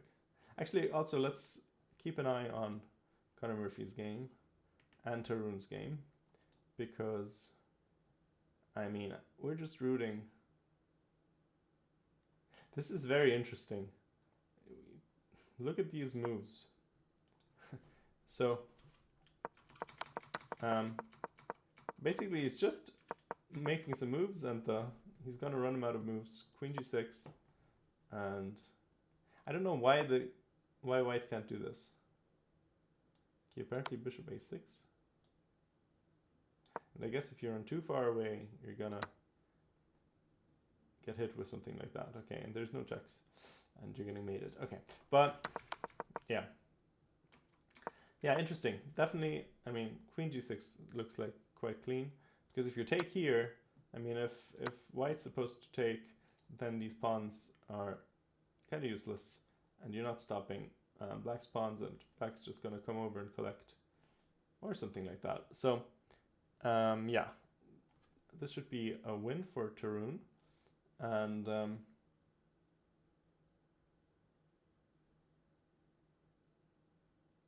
Conor needs to hold, then they beat Israel in a very big, very tense match. And I mean, computer is not a friend of his position, certainly. I don't know. I mean, maybe, is there something like f5, or what's the big problem here? I mean, it doesn't look very active, but I don't know, it doesn't seem lost or anything to me. Ooh, okay, this one I didn't think was great because it maybe allowed this. Maybe it doesn't matter. Who knows? Let's take a look around the block. So the US up 2-0. Levon did end up winning again after got into a little bit of trouble one more time. But yeah, he takes it down. The class shines through in the end. Okay, Dominguez seems to be making a draw in a pawn in the game. And Robson also seems to be making a draw. I mean, he's playing a GM, so not too shocking, I suppose. Sometimes GMs, 2500 GMs hold against 2700 GMs. Okay, Hungary won the match as well, Gladura, and also Report winning. Also apparently Sugirov is gonna win, so 3.5 maybe for Hungary against Peru. India is crushing. That's maybe gonna be 4-0, depending on what's happening in this position. Looks quite pleasant for white optically. Engine seems to agree. What else? China. Ding, ding, ding. Very unfortunate. I mean, you would have loved for Ding to take the opportunity to win a couple of games, you know? But apparently, not to be. They just made a draw here. I don't know. I mean, looks like there's something to play for to me, but I'm not them. Computer says 0, 0, 0, so maybe not. Okay, so Netherlands seem to be winning maybe 2.5 against Belgium. Norway up 1-0. No, yes. Oh yeah, up 1-0 against Canada. Jean-Rodrigue Lemieux was winning, or much better, earlier against Christiansen. But now that seems to have fizzled out a bit, and Tauri seems to be winning. So probably Norway is going to win. And Germany up 1-0 against the Philippines. Kolar is in trouble though. On board 1. Blue Bomb winning though, and this seems to be a draw, I guess. But Svane, he won a drawn end game yesterday. Maybe he can pull out some magic again. I mean, it's a 4 versus 3. It's definitely a draw, but it's not like the easiest thing. There can be tricks. Not even tricks, but like, you know, sometimes it can be not the easiest thing to hold. But I mean, they are GMs, so they should definitely hold it. And what about the colors game? Are there any chances?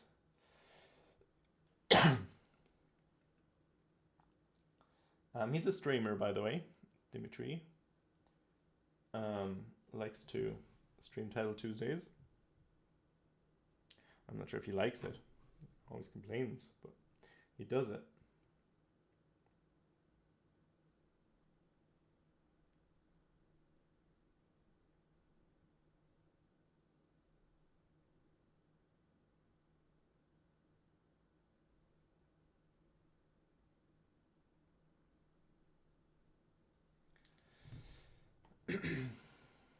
Anyway,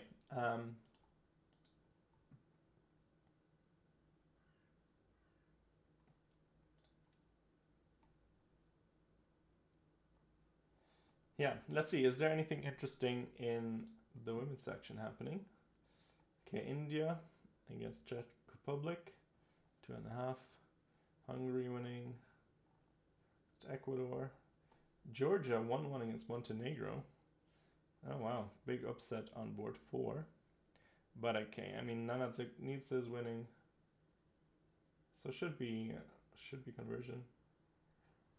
And this one looks, if anything, a bit better for black as well. So that should be fine. Poland taking care of business against Brazil.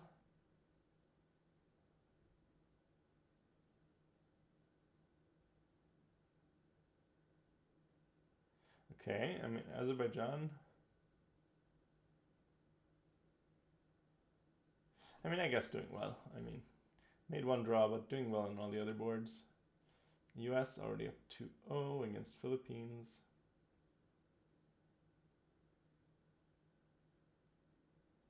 So Anna Zatonsky and Alice Lee won. Irina Krush is resting. Carissa seems to be winning as well. This one's interesting. There's a passed pawn for a white on the queen side. Not the easiest thing of all time to draw with black, I would think. Because sometimes you're gonna block the bishop and then advance the pawn. Or things like that. So ideas for white still. But maybe just do this and then, I don't know, white has to be too scared of the pawn to do anything. Maybe you have to come back with the king and then there's of course nothing much, I would say. But okay, we'll see.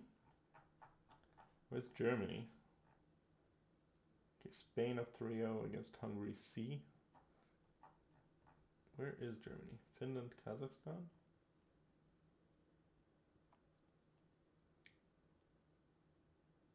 Oh wow, okay. Asobayeva seems to be in some trouble against Finland's board one. Who is up an exchange for 2 pawns. But this rook is a little bit, I don't know, in a weird position. And actually here, Finland also winning on this board, so maybe some chances for a tie. Could be interesting, could be cool. If that would happen. I'm always rooting for Finland a little bit. My second home, if you will. I don't know, by the way, if anyone is still watching, just rambling. And I want to keep an eye out for these games. So knight d3, queen g. Oh. Okay, well, bishop f3, and now. Okay, so what's happening? The reason you can't take here is. Oh, yeah, sorry. I'm blind. We just cut off the defense, so we need to move the bishop somewhere. Here, maybe. And then maybe go back. I mean, still holding on, you know? Still holding on is Connor. I hope that works out for him. Oh, this is not what happened, sorry. Not to give anyone false hope. Yeah, we'll see. Maybe something can happen. And how is Tarun doing? After b6, we're still thinking. Just making sure. I mean, I would think that this just wins as well. But I mean, you want to be sure. These can be tricky sometimes. The minor pieces against the pawns. It's not always easy.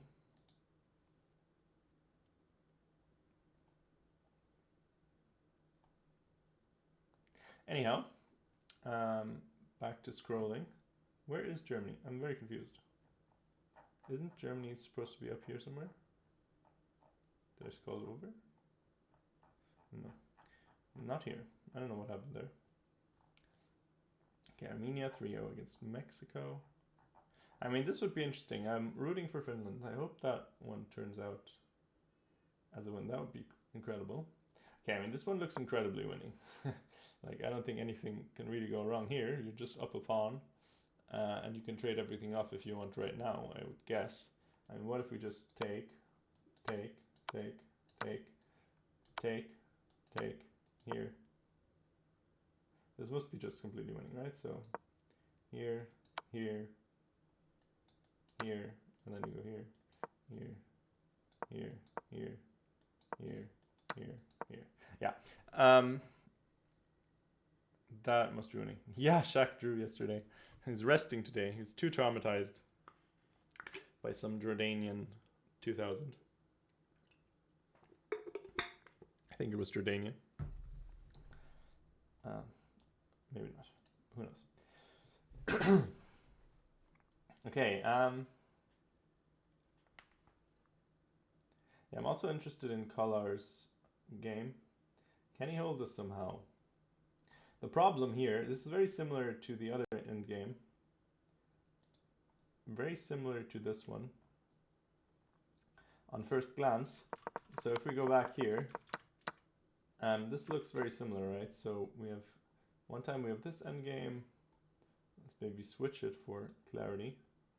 So one time we have this endgame, and one time we have this endgame. But the problem here is, this pawn is actually not capable of distracting the rook, I think, because the king just walks in. And then, yeah, here, nothing happening because the kings are so far away. These pawns are just going to get traded. Yeah, and then it's kind of a draw, even though one side is up a pawn. So yeah, wait, so I was still looking for Germany in the women's section, which I stupidly clicked on some teams, so that's actually going to set me back. France against Luxembourg. France appears to be doing the job, not without some difficulty. How about Bodana? Oh, she's losing. Is she? I think so. I think Bodana is losing, but England is up 3-0. Yeah, that's cool though, for the Danish player, because I mean, Bodana is a shooting star, of course, so gotta beat them while they're young. Ooh, the age-old wisdom. Interesting variation. So white has a nice center, but slightly scuffed kingside pawns. Oh, okay. Well, I guess we're taking the pawn instead. Still a nice center afterwards. Ooh, and this looks very nice. Yeah, it's nice. This knight is kind of stranded. And after rook takes a3,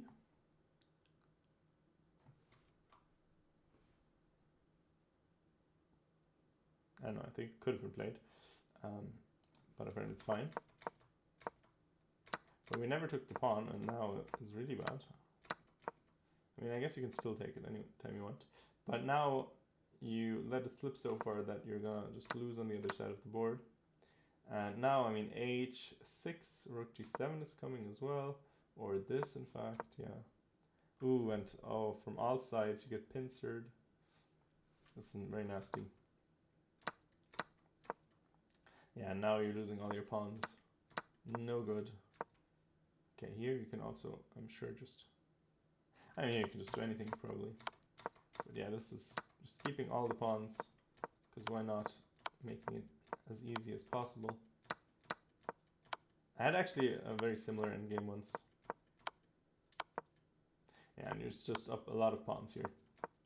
A lot of pawns. Okay, you gave this, now you have 2 pawns against 0. And once you get the king in position, that's going to be good. Oh, queens are off in Tarun's game. Okay, let's look at it. So queen g6 was played, threatening to take this pawn. Now, basically, white really needs to take. And now, I mean, yeah, we have these pawns that are connected now. I don't know what white tries here. I mean, I guess f4, but you can't trade off this pawn. It's a real problem. And eventually, black is going to mop up. At least that stands to reason. So far, no more moves in Connor's game. It's a lot of pressure, you know, when you're in a worse position and your team needs a draw from you to win the match potentially. That would be, that's a lot of pressure, especially at an Olympiad, and then in a match like Ireland against Israel, also against just higher seed. So these upsets, not easy to come by.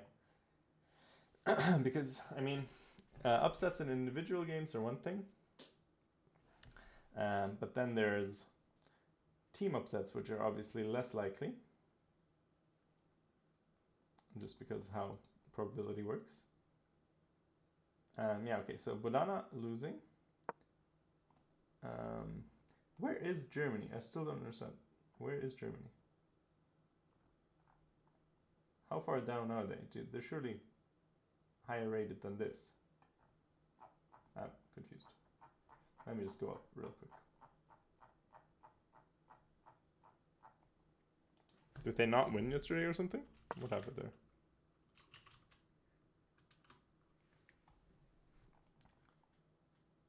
They did, okay. So, game's already over. Germany won 3-1 against Belgium, who was resting. Gennaro was resting today. I guess they felt confident enough to still keep resting one of their top players, letting Laura, Hannah and Josefina play all of the first games, which is nice. And 2 draws and 2 wins. Yeah, it's comfortable enough. I mean, they made an early draw, I guess. Josefina wants to conserve energy, or what happened here? They just went for a repetition. Was it forced, or what's happening here?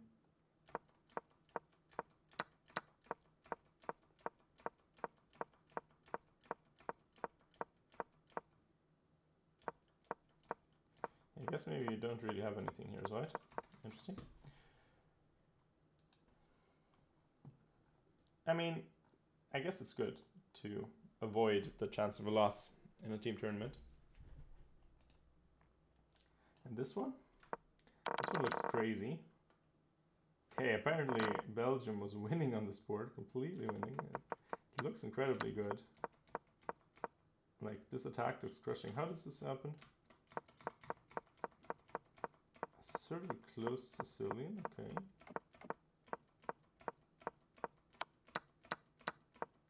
I mean, okay, looks fine for black. Got d5 in. Got d4 in even.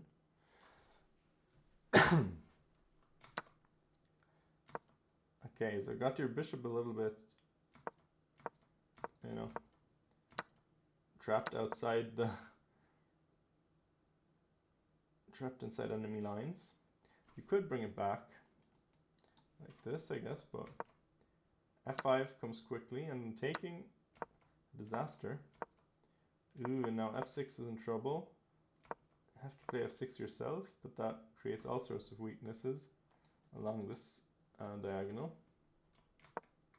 And now the knight moves. You can probably, I don't know, like knight g3 looks good, followed by this. Rook f3 also looks good. Okay, and exchange sacrifice.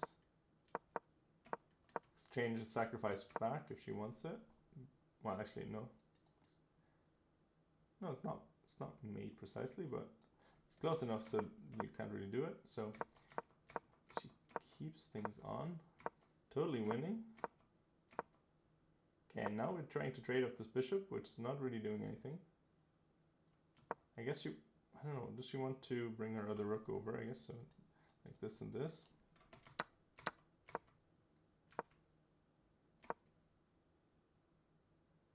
Okay, now... Ooh, okay, this is apparently the problem. Bishop c3 and you're breaking through. And then you can even do this and this. I mean, looks totally gone. I'm surprised that this isn't totally gone still though. I guess the pieces are coming back into the game somehow. Oh. Okay, rook f4 here winning again. Oh my goodness, what a game. And then they went for a draw because white didn't want to risk king g2. Okay, wow. Incredible game. Okay, so what happens for this even? Right, because you don't have this. So I guess you're just... Oh, you take here. Yeah, but king e1 also fine, I suppose. Yeah, okay. Damn.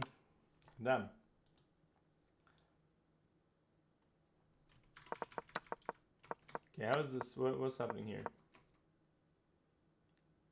Yeah, color is still in big trouble because you can't move this rook, because then you're gonna get destroyed.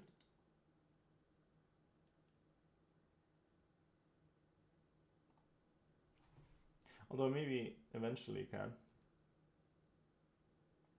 I don't know, let's see, he's keeping the fight going. Meanwhile, Frederick, I mean, he's trying to push his forwards 3, but that's going to be tough to win. He didn't make magic happen yesterday. Okay, let's see this game. Turin's game. Okay, he's just running over.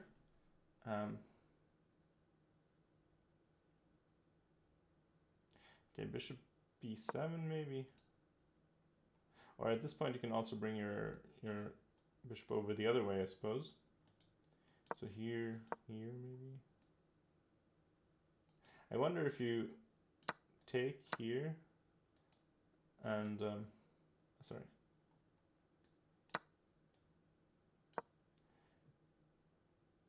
I wonder if you're fast enough. I guess you are. So it seems to win. Because yeah, I mean the king is just too far away to get into the corner. If it could teleport into the corner, this would be a draw, but it can't. So black is of course fast enough to shoulder out the king, and you're gonna win.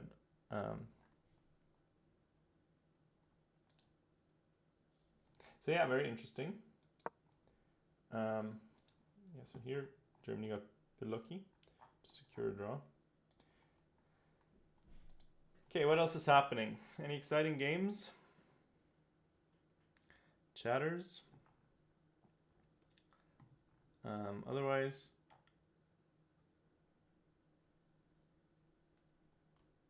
we are going to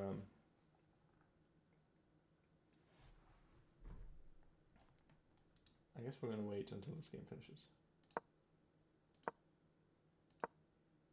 Oh! Apparently a mistake. Apparently a mistake. So here, the computer thinks it's really good for black. I mean, I guess it looks kind of good, but I still don't really see it. I don't really understand why it's so good. Still don't really understand why it's that good for black. I don't really see what you do. Like how you actually win. Neither did Connor's opponent, I suppose, because this was not the way. Apparently queen e8, hanging both pieces but attacking this one.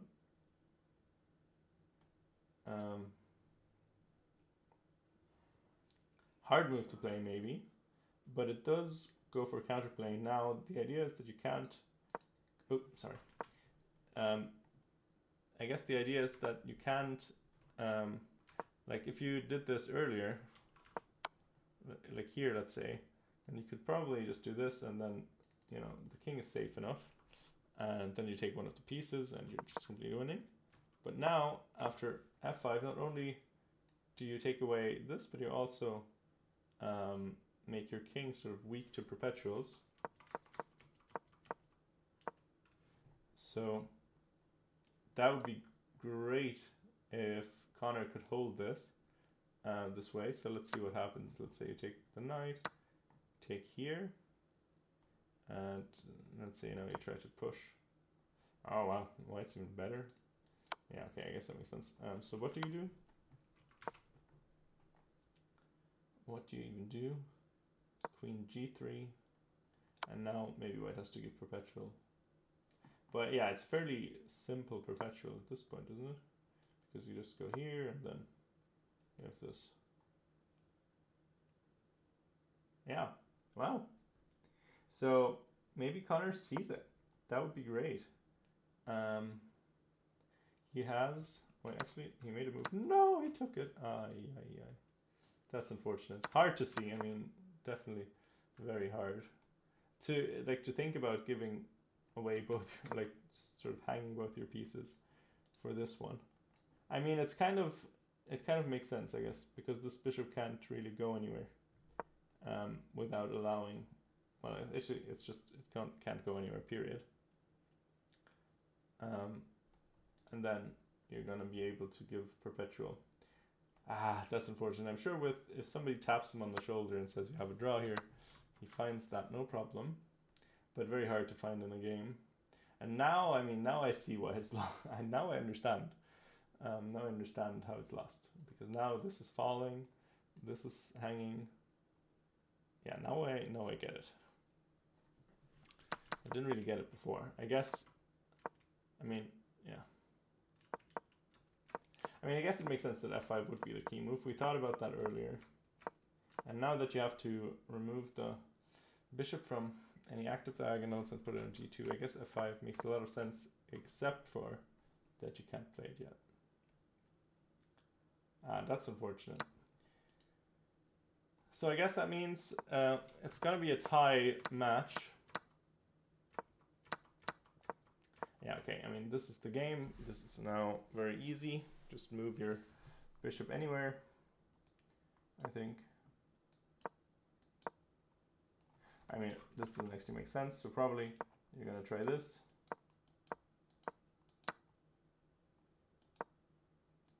But you're just in time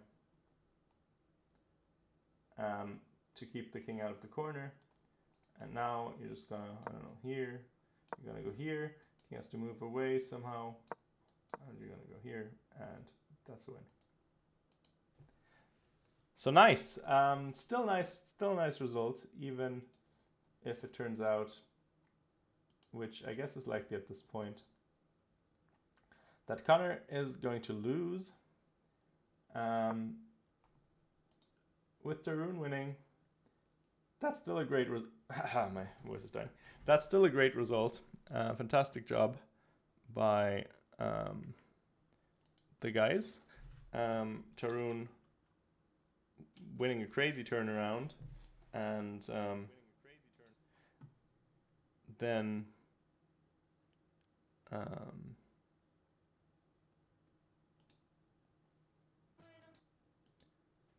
then there is Tom, who won a clean game. I'm just looking who we're going to raid. Also, I'm probably sitting in the dark. Can you even still see me? Actually, the camera does a good job. So yeah, we're going to end here because I think this is probably not looking so good. I mean, we're just going to take this pawn and I don't know. I don't think there's much to do anymore. I need to rest my voice for tomorrow. I have some other stuff to do. I should get some food as well. So I'm going to leave you with this. Whoever wants to follow the games, I'll leave you the link in the chat. If I can find chat somewhere. My cursor disappeared. What happened there? Okay, anyway, this is the game. If you want to follow, go look at it. I'm gonna take off. Team Ireland ties against Israel in the Open and unfortunately loses against Vietnam in the women's. But Diana got a draw, so we're happy about that. She was actually winning. Yeah, bit of let's say endgame slips in the end, and also under time trouble, maybe panicking a little bit because of the upset in the making, but still a really good result, of course. And you're gonna see her recaps, exclam recaps. She's gonna upload it. She's just currently filming, I think, after she got back to the hotel. So she's gonna do that. Keep an eye on that YouTube. Anyway, keep an eye on that, and yeah, I'll send you to Key Whiskey.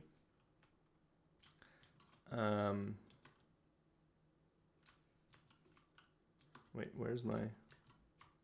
What the hell? Sorry, went back to English keyboard. I can't type on that thing.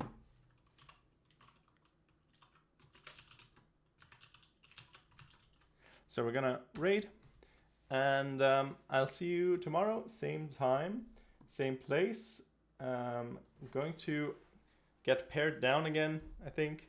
We'll see who rests. It might be Deanna's time to rest, or it could be Lara or Alice, 3 of them who haven't rested before. And yeah, we'll see how it goes. Tomorrow should be a manageable opponent again, sort of reaching the middle of the pack where Ireland is, well, I mean, let's say top 3rd, where Ireland's supposed to be. So a couple of wins until they play against teams that they're more closely matched up with. Although they did really hold on quite well for a long time today and had some chances. Diana, as I said, was winning with our tricky opening that we prepped, not because of it, but yeah, well done anyway. And yeah,